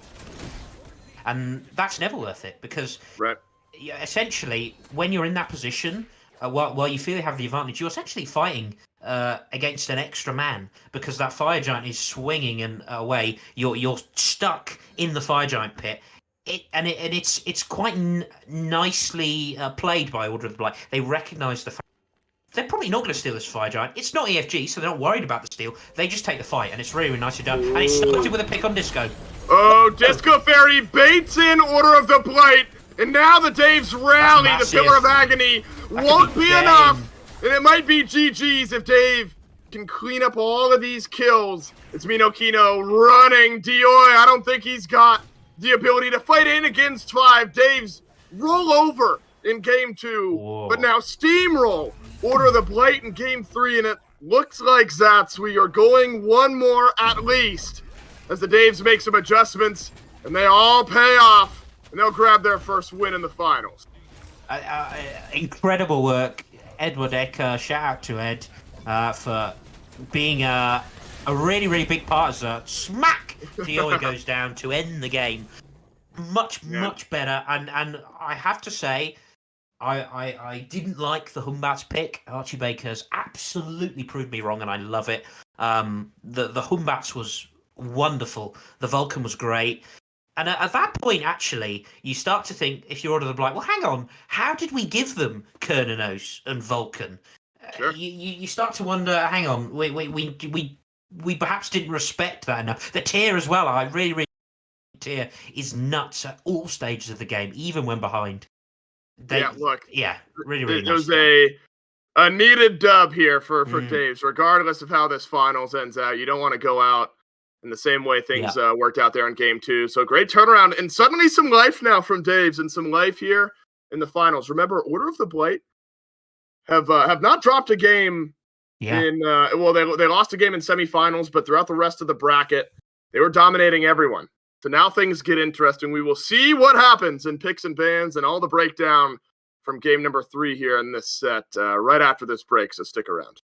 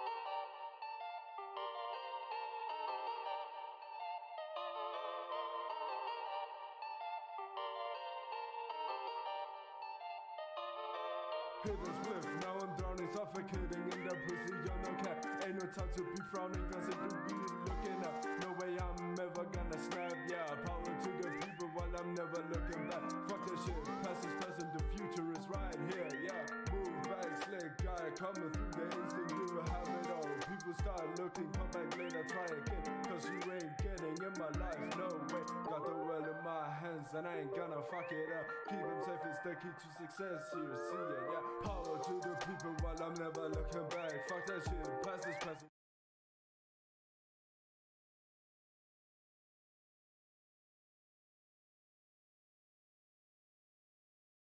Welcome back to the Upper Division Finals for the Galeria Smite League. This is the end of Season 2. And coming out of Game 1, it looked like all of this was just about ready to wrap up, and it was going to be a simple routine game for Order of the Blight. But Dave's has made this series interesting for us, Vileblood. Oh yeah, definitely. With the stepping of Eduardo now in ADC, he definitely reined in the dual lane dominance and managed to keep his team into it. Like, as well as I was scared of the Susanoo and I wasn't the fan of the Humbats, but after seeing that game, it's just reversed. I'm scared of the Humbats and I'm not too fond of the Susanoo. Right. And the jungle picks really did a lot in that game. And there's so much impact that we can talk about, whether it's Edward Ecker on this Kernanos, whether it's what Tyromatize was able to do on the namesake pick. It felt like there was just a lot going on for the Daves, and they were able to be a lot more proactive. But for me, the person that really planted the roots for that game was Ptolemy with that early cross map play, making that rotation, able to shore up what had been going wrong in the duo lane in Game 1 and turn that around in Game 2. And I was thinking, if anything, the thing that happened this game that went right for Dave's is they were able to keep much better control of Dioi and Otiro. And with those two contained, it felt like a much more competitive set.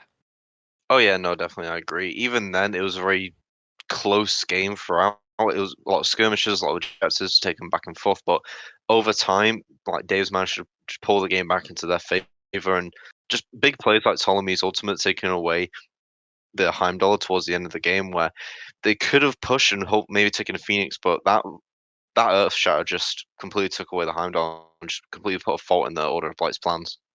Should we head over to Picks and Bans and see what treats we've got lined up for us for game number 3 here between these two teams? So we've seen a pretty stable ban phase, but with the Guan Yu and Thor drifting in and out of the ban column, is there anything that you think Order of the Blight now need to adjust their draft strategy for, having seen quite a strong showing from the Daves on that draft? I think the Vulcan would be a safe ban because I don't think Vulcan is particularly safe first pick, mainly because like a CC immunity, and then there's a lot of picks that can go well into him. But I'd be very surprised if Ptolemy gets his hand on the Vulcan again, and I'm also quite curious to see if they'll allow them to have the Hummats again because it brought so much teamfight potential. Right. I feel like the risk there, though, is if you ban the Hunbats, then you just give them a stronger pick, right? The interesting thing about that Dave's draft, there was certainly some top tier picks in it, but it was a little bit of comfort as well, and so it puts you in that difficult spot of, do you ban the signature pick or do you ban the meta pick? Mm-hmm. And I think that was one of those things that's going to haunt Order of the Blight heading into this one. Ishtar, Thor, and Guan Yu banned by Dave's.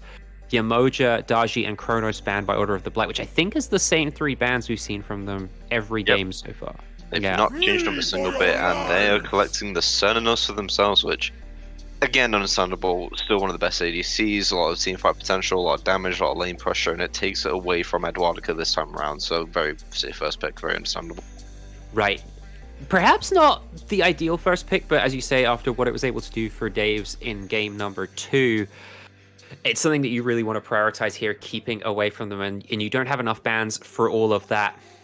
A hover here of the Maui, something that we saw show up for Minokino. There were some great plays on it, but it looks like Disco Furry wants to take it into his hands this time, and then the Hunbat's coming back in for Archie Baker. I kind of like this more this game with the Kronos, because Kronos doesn't have a CC immune ult, so Hunbats feels like a much more logical pick here to me. Yeah, and going back to as well with Archie Baker playing it in game 2, it's proven talent. He played extremely well when Dione tried to aggress him into the jungle. He always managed to ult back, take him down, and just provide a lot of teamfight potential. So it makes sense going back to this. Humbats and then Maui are one of the top supports in the game at the moment. A very safe top pick for themselves, and again, really good into the Cernanos. And now Order of Blight are taking the Nejar, which provides a lot of setup, does a lot of damage. My only issue is that if the game goes as close as it was in game 2, if the Nejar goes in and gets beat or something along those lines, it's going to be sitting duck. But along with that setup is the Athena. Yeah, the Athena going to be helpful to take some of those beads away, and always a threat throughout the game. The one thing I sometimes worry about is sometimes Nejar can feel like it's quite a hard god to pilot if you get behind. And outside of the Thor game, we did see that there was a point where DI was at a 4-level deficit to Archie Baker. So are you worried at all about this Nejar possibly being a little bit of a deficit, like a weak point for this team? I'm slightly worried for it, but I do think it can show a lot of potential, because even if it goes mid or even a little bit behind, if he manages on the ult off in a late game team fight, it temporarily makes it a 4v4, and say he hits the Humbats early in a team fight, he's delaying that Fear No Evil, which could give his team that breathing room to come back in and fight. So I think the Nejar does provide a lot for that, as well as the Athena burning beads, as well as Zonos doing that as well. And then Shiva being picked up for Traumatized. This is a god that he's picked it before, he picked it all in season 1. This is a Traumatized god, so I'm not surprised this is picked. My only issue is that if this gets to late game, the Shiva may struggle. Right. Shiva, I can see Traumatized being very good on this, like with the tier. It's a god with a little mobility, a lot of displacement. There's a lot of similarities between those two gods that I can see working really well for this player. Mm-hmm. As we head into the ban phase, one side has got their backline to lock in, the other has got mid and solo to lock in. We see the Scylla and Yu Huang banned along with the Vulcan, so a lot of those top tier mid picks, particularly the mages, taken off the board. One last ban left for Order of the Blight. Do you think they take a shot at another hunter here? Do you think they ban? Oh, it's the Morrigan they're gonna ban, which was what we saw Dave's play in game number 1. So a lot of those really prioritized mages are gone. I know the Discordia is still available. Is there anything else that you look to head down the tier list to here? I mean, Order of Blight still has the Merlin. Almost all played at game 1, so the Merlin's still option for them. Discordia, as you've said, I think is probably the best mage currently to pick out of the current lot. If you really wanted to try and close the game off, try and set up with this Neja, Athena, and Cernunnos. A Poseidon isn't a bad shout, but then again, it's not CC Immune ult, so the Humbats, the Shiva, the Maui are going to abuse it. And then Daves are coming in now with their ADC, I mean, Hachiman, which is... This is the bread and butter ADC, just the safe guy. The guy, he's not master of everything, but he is the guy you can pick where you want a safe ADC. So, that's what they did. Right, and there's also that ability to play pretty aggressive, pretty passive with him, depending on what the game demands. For you, laddie. And Ooh. the option to be a little bit of a lane bully, because you're not concerned about mana at all ever on Hachiman. The Kukulin locked in by Order of the Blight. This is a third look again for their solo laner. We've seen the Hades, we've seen test your might against Tiamat? a warrior in game number 1. And then Tiamat, I don't feel like we've seen Tiamat in ages. Like you said, the Merlin was still available, the Discordia is still up. What makes you pick Tiamat here? Well, for one, her bug with one of her children is removed now because it used to go backwards, which made her pretty much unplayable, especially since that minion was really important for setup. And then, believe it or not, she received her first buffs since release in her base damage to her 1. And honestly, I completely agree with this Tiamat pick. It provides a lot of damage and then a lot of flexibility in her stances, become a bit more tanky in a landed form where she does a lot of CC, a lot of damage, a bit more tanky, can face tank a little bit more. And then going back into a flying stance, a lot of damage, a lot of setup. And then Daves are responding with a Thoth, which I'm going to be honest with you, I'm quite nervous about, especially with the amount of CC that Order of the Blight are carrying. Yeah, there's a lot of dive on Order of the Blight, and if there's anything that Thoth doesn't like, it's being dove. I think the one bright side here is we're looking at a very similar set of tools, perhaps, to what Ptolemy really excelled on with the Vulcan. You've got a similar artillery mage style in terms of the way that Ptolemy was using that ult. Well, here you've got Final Judgment. Here you've got the Hieroglyphic Assault. So there's some bright sides here, but I very much take your point that there is a lot of CC and a lot of dive on Order of the Blight. And if this Thoth gets isolated at all, that feels like the game's over for Daves. Yeah, even then, his lane opponent Tiamat, as soon as he gets his dash like kind of baited out, she has a stun in her flying stance, she has the knock up and the slow in her ultimate in her flying stance. And if he dashes away, it's going to go, okay, I'll just follow you, and then jump onto the ground and knock him up, hit him with all this damage, as well as being tanky. And I just think Tiamat is really good into Thoth just because of that. So this Thoth makes me a bit anxious, as again we said, CC Order of the Blights, and then he's lacking a little bit of setup. Hachiman is obviously not going to set up, it's Hachiman. Shiva has a bit of displacement, but I wouldn't really call it hard setup for the big ultimates. Humbats, fear no evil, don't have to worry about that. And then Maui can lock people down, but I feel like this Thoth is definitely going to be relying on Ptolemy's accuracy here. Yeah, this seems like a risky decision in a draft that feels just a little bit disconnected to me. There's a lot of powerful picks here. There's clearly some comfort here, but none of these gods really feel like they do anything with one another, whereas it's very easy for me to see the game plan on Order of the Blight. You've got the setup, you've got the damage, you've got the dive, you've got the aggression. I think for me, if it weren't for just how wrong I felt proven by game number 2, I'd be willing to hand the series to Order of the Blight just off of this draft phase alone.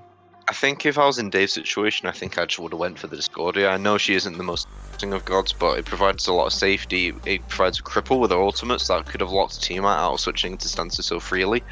And then having the CC Immune ultimate against, Neja, Athena, Cernunnos. But they're taking a risk, and if you know how risks are, it could pay out, it could win in the game. But if this goes wrong, I can definitely see Dave struggling. Well, they've taken a risk, but now can Daves even this series up and take us to a game number 5? Dolson, Zats, take us away. In we go to game number 4 between Order of the Blight and Daves. Now, we have been put through the ringer here so far, Zats. Game 2 was not close. Game 2 was close, or game 3 rather was close. Yeah. But what we've been I feel like what we've got to get used to here, maybe what I've got to get used to as we go into game 4, is a game that'll seem close for a decent bit of time, and then out of nowhere, one team will just blow up the gold lead, find some way to explode their advantage on the map, and roll things from there. Now, here's the good news for Order of the Blight. They're starting off game 4 in the same way they did game number 2. It's Mino Kino stealing away the purple buff. Otiro gets full purple buff XP. And going back to this Athena, and so, I think just based on, now maybe it's still hangover from game 2. I'm still thinking Order of the Blight have got this X factor going into what could be the final game of these finals. Yeah, and I do think, first of all, I really like their comp. I like Minakini going back to this Athena. I thought it looked really good in game number 1. It's just simple, and it's actually quite difficult to play against. So I like the pick. They've taken the Kern as well, which I think is really important. The only one I'm a little doubtful of, she's slapping in the duo lane. This Naja doesn't feel like a super DI pick, but it will still have the same impact in the early game in this duo lane. And I'll be interested to see if the Daves have learnt from game 1 and game 2, and maybe chuck out a ward in your jungle or something. That'll be good. That's right. Yeah, it's a good start, right, to avoiding lopsided games one way or another. Now, Archie Baker really impressed me. That's a great start for Mino Kino. Careful there, Disco Fairy. Have to back off. Now, Shell, so that's a small win just for the taunt for Mino Kino. Already gets the Shell out of the back pocket of this Maui. And it's an invade from Dioi. Hit level 3 on the Naja. And uninterested in your words there, Zat. And any further fighting. So again, it's a jungle pivot for Dioi here. We've seen the Thor, we saw the Susano. Now Naja, not an easy jungle pick to execute on. So Dioi carrying a lot of expectation here going into game 4. Yeah, the problem is it's more of a setup jungle, and while Dioi was doing that, and Ultra has got the Beast Force already, and Taunt is still up. Oh, we're fighting. We're fighting in duo. It's a 2v2. Remember, the Shell advantage is there for Order of the Blight, and it pays off. It's early first blood for Mino Kino. Disco Fairy dodges enough for now, and it will be enough. Ptolemy under a bit of threat as well, and it looks like we'll get to take the slightest of deep breaths here in game number 4. And so first blood there, does that really come down in your mind? It's early Shell advantage. You took it off a Disco Fairy earlier, and you still had it if you're Otiro and Mino Kino, and that's the difference? Yeah, it's huge, and I think you kind of need to respect what Kern can do. The ability to clear the lane whilst also poking you is very, very good. I think that cripple also is really, really impactful. You combine that with Athena, and another great point about this Athena is we were talking about the Maui and how sometimes that Maui isn't respected. The Maui pull isn't respected because you can throw it from quite far away, and sometimes you let the Maui walk up, and you think, nah, he's just going to pull me. I'm not too worried. But Athena, the perfect counter to that hook. You just taunt. You get pulled in. Oh, okay. I guess I'll taunt you and whoever's next to you. It's kind of free, and I just think when you pick this Hachiman, you have to recognize you're not going to win these early fights, even with some nice Maui stuns, and they have been good so far. But yeah, I think you've just got to recognize that a little bit more. Yeah, agreed. And appreciate everyone's patience before we zoom back on here in game 4, which we will. And so Order of the Blight. I got to admit, this has been one of the most tumultuous duo lanes in a set that I've seen in a little while. I've loved the aggression from Order of the Blight. Dave's able to stabilize in game 3, but now right back to it. Our Order of the Blight could be a good start, and it'll be Otiro on something not Heimdall for the first time this set as well. Hachiman's an interesting pick here, and the desk, I think, set it up nicely, sort of a jack-of-all-trades style of AD carry. Is some safety baked into that kit as well. But Hachiman from behind, what's your take? I mean, look, Hachi, I think struggles more than most because you don't have particularly high base damage. You're you're relying on, you have lots of like auto attack stims and things. So that means you're relying on items. And Edward Ecker is just going to have half an item disadvantage at the moment on Otero. I also think when your other backliner is a Thoth, you need to pick something. You can afford to pick something a little bit more aggressive because you know that all of the Order of the Blight in their dive, it's all going to be focused on Ptolemy on this stuff. So you can actually use that, and you can go, actually, I can go something a bit more aggressive here. And instead, we've got the very safe Hachiman, and I just feel you could have gone for something like a Cupid. Cupid is great into Kurnos, so we're actually seeing quite a lot of Cupid at the moment because Kurnos is kind of the second hunter that you're always picking after Ishtar, I should say. So, yeah, I'd have liked to have seen something like that. Got to admit, still wild to me that Cupid went by the wayside to a Hachiman. Oh, and again, that's just based purely off of meta that's been established in the SPL and the SEC, things like that. Now, I know here in the GSL, some of these players could have some pocket picks that are more particular to them. And Edward Ecker, look, I think after subbing in halfway through this set, having a good game there in game 3, give a bit of credit over there, and we'll see how things end up rolling throughout the rest of this laning phase. Ultimate's hit for both of these junglers, and that's been where both games that we've been able to broadcast have really springboarded, it feels like, for both sides. Archie Baker, a bit more answery on the Hunbats. You mentioned last game, it was very farmy, but still was able to pull a lead. Now Dioi tried to get things done on Susano and didn't quite. Naja, we've talked about a little bit. Yeah. Where do you hope to see Dioi go here in the next 5-10 minutes? Well, I think we saw Susano versus Humbats in the last game, as we see invade onto the Scorpion. Not to be underestimated, those invades, but well, actually, I'll hold that thought because we'll see if there's any. And there could be, because it's a solo lane rotation out. It was a nice double taunt to start. And the transformation well-timed from Mex. Traumatized on the Shiva, pulls into, but watch out! You got a level 5 Athena that's going to rejoin this fight. And up in the sky with the Windfire wheels goes Disco Fairy, and he'll crash to his death on the other side. But now it's Dioi running for his life, and Traumatized has the damage for him, so at least Dave's able to answer back with this one kill. And when you're this far into the team fight, the throes of the team fight, it's about who gets their buttons up again right now. It's Ptolemy forward. Up and over goes Archie Baker. That's a lot of damage out of the Hunbats. And now it's the Daves, who I thought might feel more comfortable to stick around, but they do not. They back away as both mid laners drop at the end of the fight. Mental. I'm glad I held my thought before that fight because I think a lot of that comes down to Disco Fairy is actually baits an enormous amount of ultimates on this Maui. Gets a really nice landfall again, and kind of stalls out that fight really, really nicely. And I think if it's not for that fight could have gone even worse for the Daves. But in the end, I guess that's a 3 for 2. It's to remember, but it all comes. That's true. It all comes off of that Scorpion invade, and as I said, they're not to be underestimated. We see an Alpha trade, and Disco Fairy is local, but that's going to be all she wrote, I think. I think where some of that disruption. Remember, we were talking a good bit about some of the big circles that Daves were bringing in Game 3.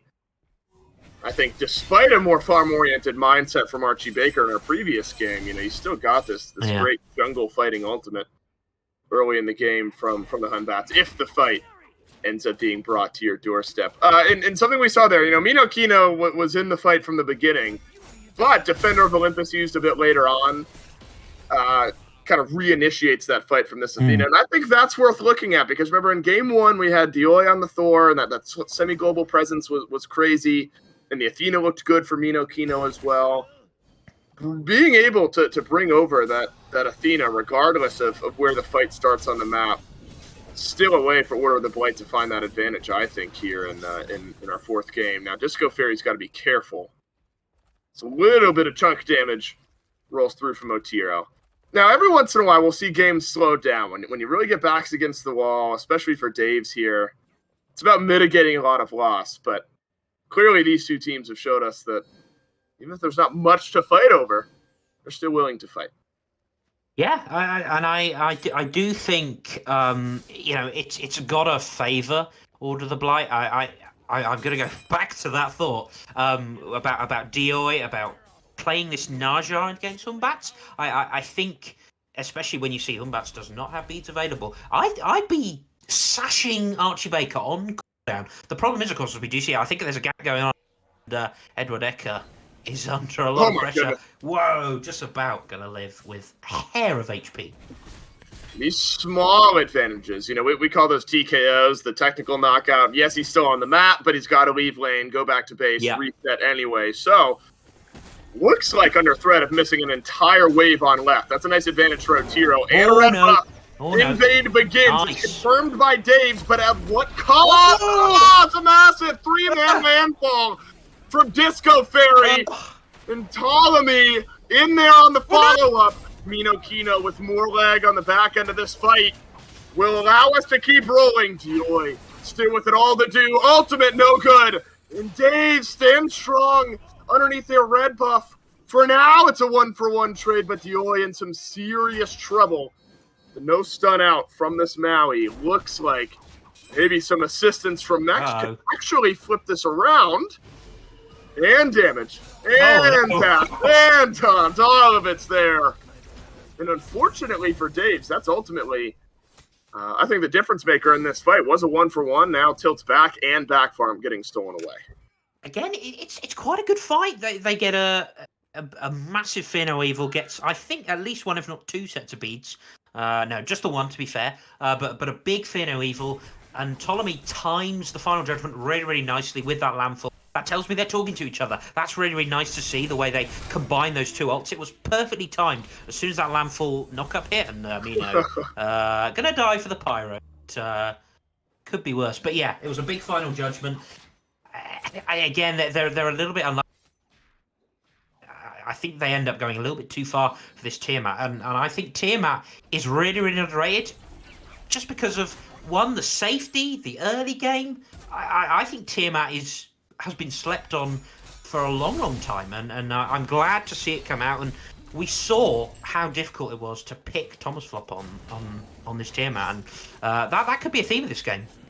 Yeah, it's a really good point. Edward Deca forced again to gallop away from the fight. Getting flashbacks. I know, and that's where, again, I mentioned it earlier, it's obviously you prefer the kills if you're Otiro here, but getting someone out of lane, look how much it's gained, and then having to miss farm and picking up a couple of assists at that, you're still taking it every day of the week. Because we've now started to see this meta where it's like ult for ult trades constantly in duo. Otiro's just dropping Wild Hunt on Edward Deca over and over and over again. He doesn't want to use the beads, so Edward Deca ends up running away from the fight. It takes a lot of poke damage in the meantime. And so clearly that lane now starting to get a bit lopsided towards Otiro, and so a similar thread from game 2, where if you can get Otiro in these fights, that'll be a big boost for this Order of the Blight team, who did pull Pyromancer just a little bit ago, so that's the first objective of the game. There we go. And honestly, we're just going to scrap again. Edward Deca has the dash away. Of course, that's where some of the safety of the Hachiman is, but didn't have ult. So if Otiro was able to get aggressive just a bit for, actually could have been a nice solo opportunity. The good news for Daves, though, Zats, is that their jungler, Archie Baker, again, a 2-level lead over Dioi. So this Hunbat's potentially in a strong spot here in the early goings of Game 4.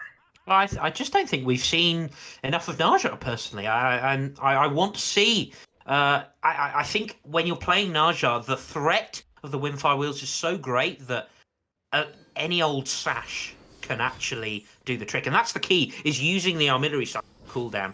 Because chances are one time you will get some beads off of someone, and then it's a free ultimate. And I think I mentioned it earlier. Nice pull to Thomas Flop. It's going to be a lot of damage, but nice CC immunity to avoid the knockup. Fabulously done. Yo, Tiamat's pretty good, I'm telling you. Look, I'm bought in. I believe it. We see it a little bit Actually, I think maybe once or twice Yeah. over the last couple weeks during the SEC playoffs. Ult for ult again, but this time there's an Athena here. Otiro low. Aegis. The Aegis well-timed Nice and taunt. needed, as Archie Baker likely would have gotten a kill. And it's right on time. Remember, Edward Eka falling slowly behind here in this duo lane was starting to just get a bit out of reach. You call your jungler's name, and they rotate over to help. Now, a bit of a grouping, though, from Dave's. This is where you got to be careful if you're Thomas Flop. You don't want to get hooked and baited in, but should be able to avoid it. We haven't gotten to talk about the Shiva much, despite a couple of kills being there for Pyramatized. Early in the game feels great, and you've been able to build up a good lead. But is there concern about late-game Shiva and what that brings here in the next 10 minutes? I think we're going to see a Divine Rune from Thomas Flop. That will be a problem for Traumatized. And even Or more not. problem, Mex is 1v2ing her and winning this fight. Just needs the Yay, poke. there it is. Got it. Archie Baker won't be able to help out their solo laner in the same way Duo was bailed out just a little bit ago. So now Mex and Tyramatized, they've been going eye for eye on these kills so far.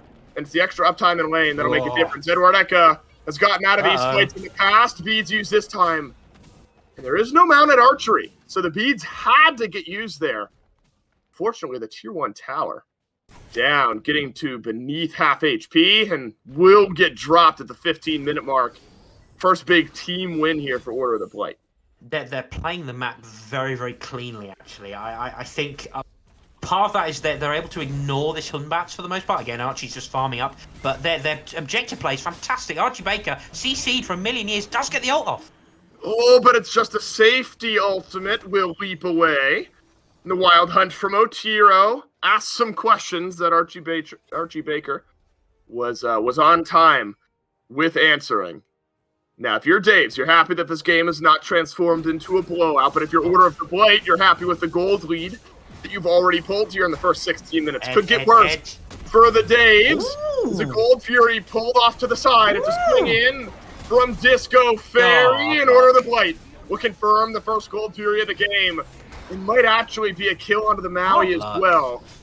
Would be icing on the cake. Dioi, the one to grab it. Surely the Daves not considering fighting here, but they might not have the choice. Edward Eka will make two, and it's a double for Dioi after the Gold Fury. Yeah, so much for Archie Baker having a lead. Dio's just gone all of it back. It's an odd one, isn't it? Because I think Disco Fairy does everything right.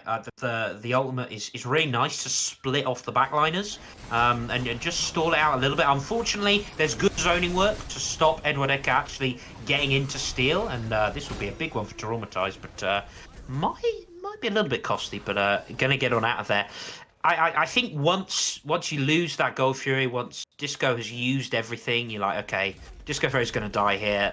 Let's just give that up. Let's get back to farming. It is an odd fight selection, I must say. Oh, call the dash. But that's good for Archie Baker, or is it Otiro the Aegis? It's perfect again. He does it, and now you got to dodge the final judgment. He can't. And Ptolemy will give one kill back to Dave's. That would have been nuts. Otiro dodges that final judgment. I'm dashing back in there if I dodge that ultimate and seeing if I can trade out even another kill. Crazy that Otiro's 1, 2, and 4. I'd figured the KDA was better than that, but has done it all as far as getting pressure on left here, Zats, and a 3-level lead for the CERN. Probably had a lot of gold to go back and spend anyway. True.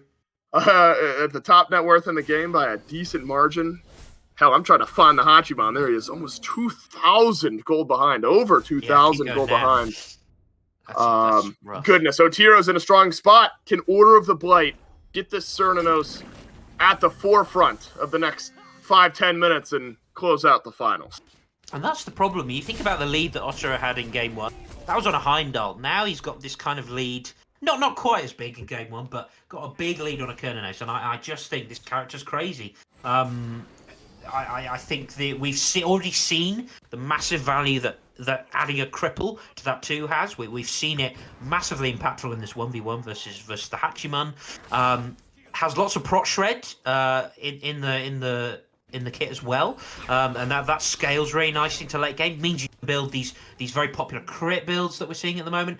it's just kind of the perfect hunter. And one other thing to mention, as we see, Traumatized picked up in the solo lane. That was a 3-person gank, to be fair, but they're kind of letting them do this. Yeah, you know, this is where you start to get worried if you're Daves. You've been able to keep level parity again across the map, but it's this looming threat. And Archie Baker has tried this. He has tried to dive a few times. Now there are no beads, no way. But a defender of Olympus, that makes a difference. Edward Eka goes one way, Archie Baker goes the other. And Mino Kino right on time. No good on the sash. Unlucky. But Archie Baker not out of danger just yet. Seemingly one by one, Dave's walking forward. Another 3-man landfall from Disco Fairy. But he'll swoop away right into the sash of Dioi. And you just need Otiro to hit a few more autos, or Mex will be the one to get it done out of solo lane. 2-man knockup. Here comes Order of the Blight. With their solo laner leading the charge, Otiro drops him. And Archie Baker and Traumatized with it all to do. Really, now it's only a 1-kill difference in this fight, far from worst case scenario for Dave. That's wild, isn't it? And I guess that pick onto Thomas Flop was what did it for them. I don't mind Ptolemy dying for that. You're going to die anyway, get your damage up. There was certainly a lot of it coming from Thoth. Again, I think Mex is having a really good game and just being a bit more impactful than this Shiver. I'm just not feeling the Shiver at the moment. We see, look at the control that they have, and it all comes from these Athena taunts. It's simple, but it's really difficult to play against. Yeah, well, I think Mifflin is like the supreme believer that, and I don't disagree to be clear, but I think Miff is the one who has kind of popularized, like, Athena taunt is like one of the top, like, 3 or 4 best non-ultimate abilities in the game. It is so simple, but it just provides so much. And this is why I've loved Mino Kino going back to this pick. I mean, 3-1-7. You love getting the kills. You might prefer him to be elsewhere, but impacting 10 out of 14 so far has been wonderful for Order of the Blight. And that's what we were referencing earlier. You know, supplying a bit of that global, semi-global presence, the Defender of Olympus is over, those types of things have really been helped out by this Athena. And where Archie Baker had a slight level lead earlier on, you're able to limit that a bit and allow Dioi to farm up quite nicely. And so Order of the Blight, I think, have covered their shortcomings quite well this game. And Mino Kino is just going to keep it going, gets the beads off of Ptolemy. And wherever Mex goes, my eyes go, because this Cucullin at 5:04 has been on an absolute onslaught. And will try to tower dive the tier 1, but thinks twice of it. Really setting the stage for what could be a big fight in mid. Another taunt from Mino Kino. Ptolemy with no beads out of the fight. Looks like Daves will find some safety in their tower. Yeah, I think the problem that we're seeing with the Thoth is it looks good, but you're so reliant on your teammates to make enough space for you. And at the moment, Traumatized is certainly not capable of doing that. Disco Fairy is doing a good job, and probably not Steel Potential. I don't think this is going to be worth it, Traumatized. Well, now we've seen Daves make this mistake a couple of times, that you lose the objective, and then you stick around. Now, Traumatized trying to leave. To be fair, but unable to do so. Archie Baker taunted forward, feel on cooldown. This will be another. It is the same thing that's already happened a few times. The landfall big, but there's simply no one alive to follow up on the great setup that Dave's support have provided. I suppose you got your 2 carries, but they've had to back away now under threat of their lives. Tier 2 tower, another sash connecting. This is one of those games where all of the setup, all of the CC is simply hitting from Order of the Blight, and the Daves are just being run off the map. There's really nothing you can do about it. I mean, you know, it's clearly a losing fight, and I think you kind of get baited in by Mino, you know, on their own on this Athena in the mid lane, and then suddenly, here comes the cavalry, all the CC in the world. Nothing you can do about it. I think you need a Magi's Blessing if you're Archie Baker. Maybe look at it elsewhere as well. But yeah, it's just so difficult for Daves at the moment because Traumatized doesn't have the build or the levels or the gold to create any sort of zone. And the problem is you don't zone Tiamat because Tiamat is diving behind you anyway. and Otero is shredding everyone. I don't think we've got a Spectral online for Traumatized yet. That unfortunately is the big problem at the moment. The only way to remedy it is to get some more items online, and Traumatized is a long way from getting that 5th slot completed.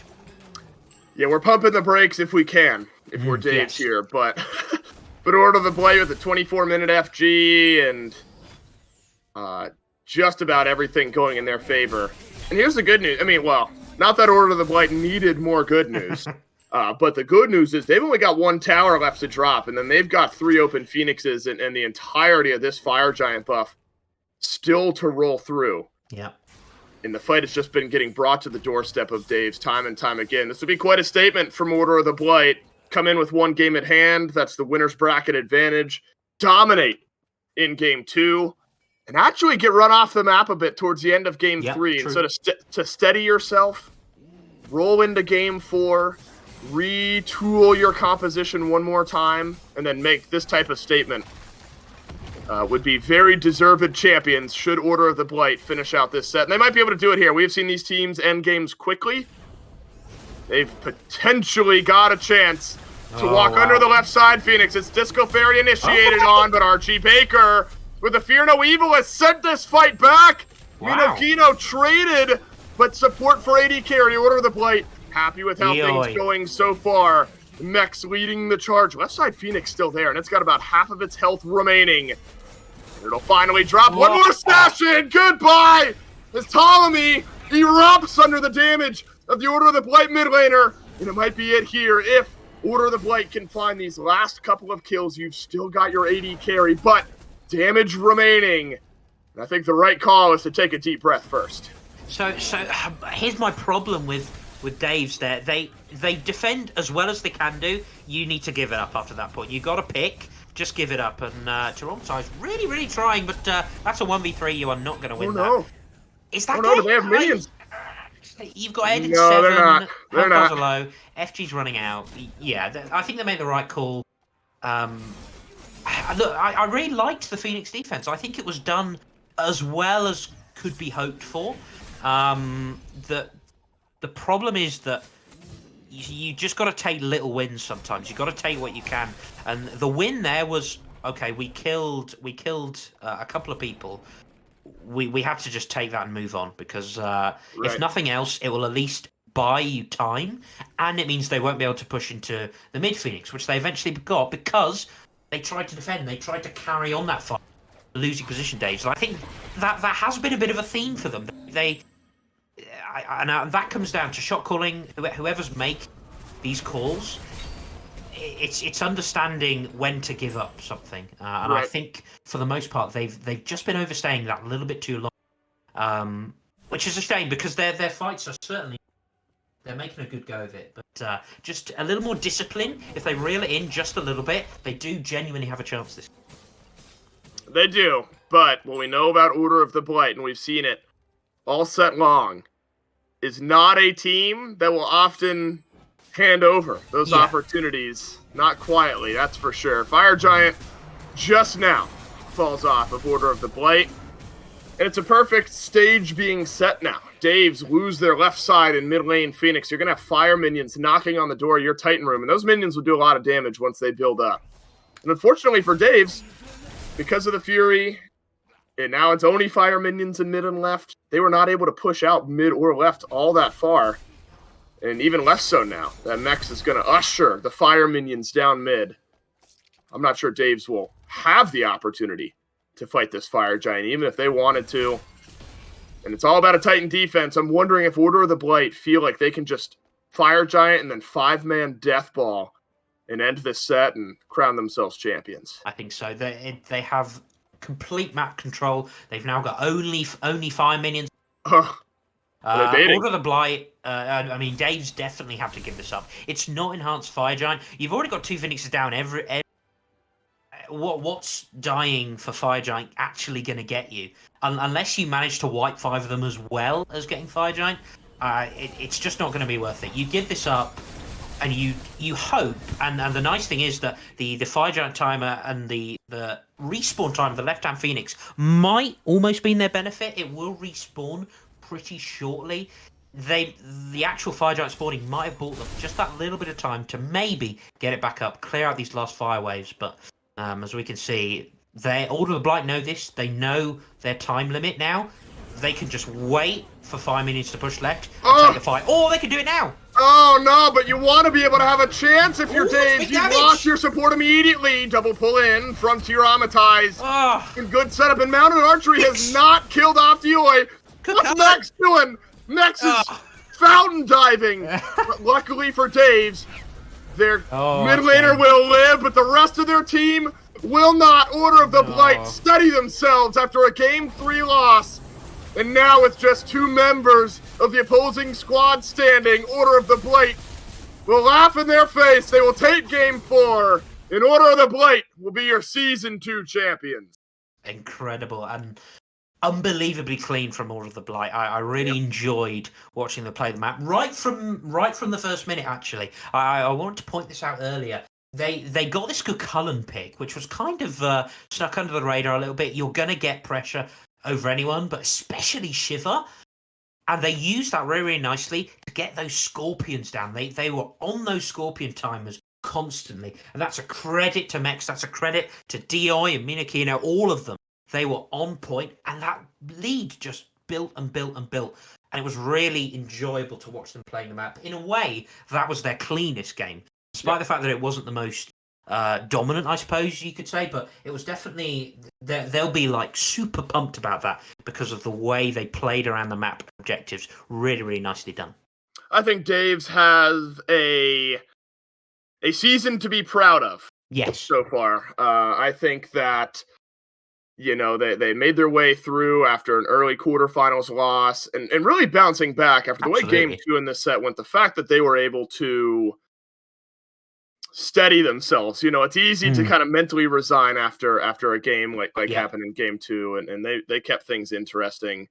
And so I think Dave's deserves their congratulations on what was a great season for them. But all the talk has got to be about this Order of the Blight squad and a wonderful, wonderful finals that they put on. So congrats to them.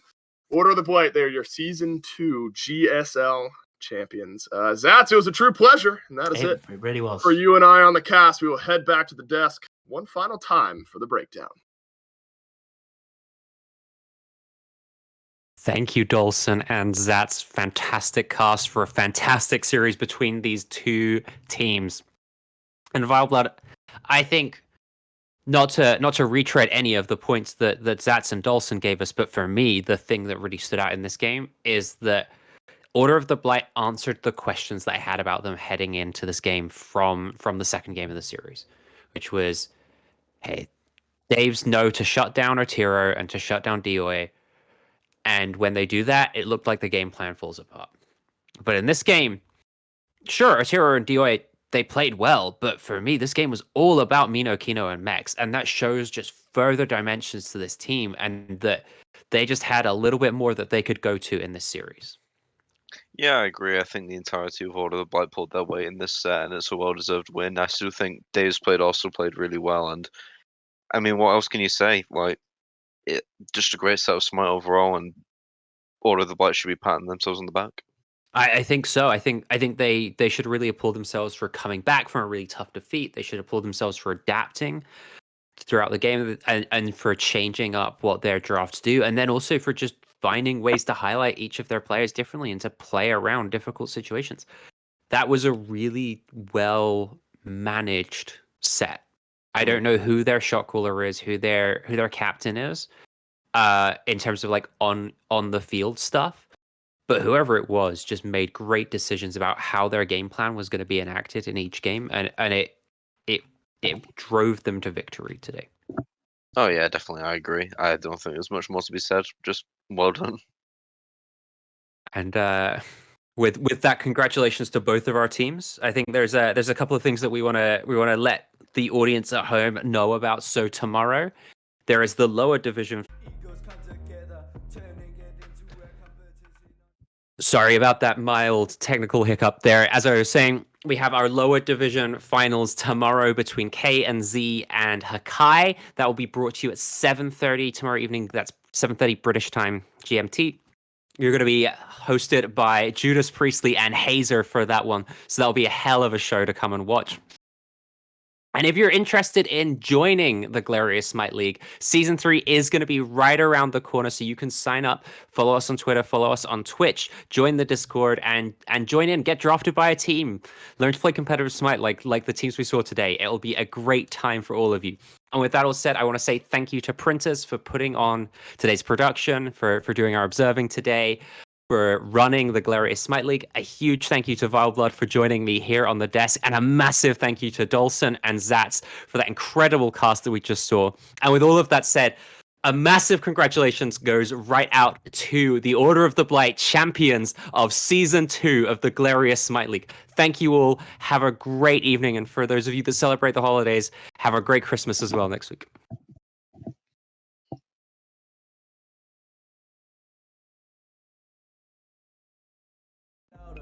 What a shame, really, guess we bout to move on. I'm sorry, SB, you fucking legend. All the love's spaced out.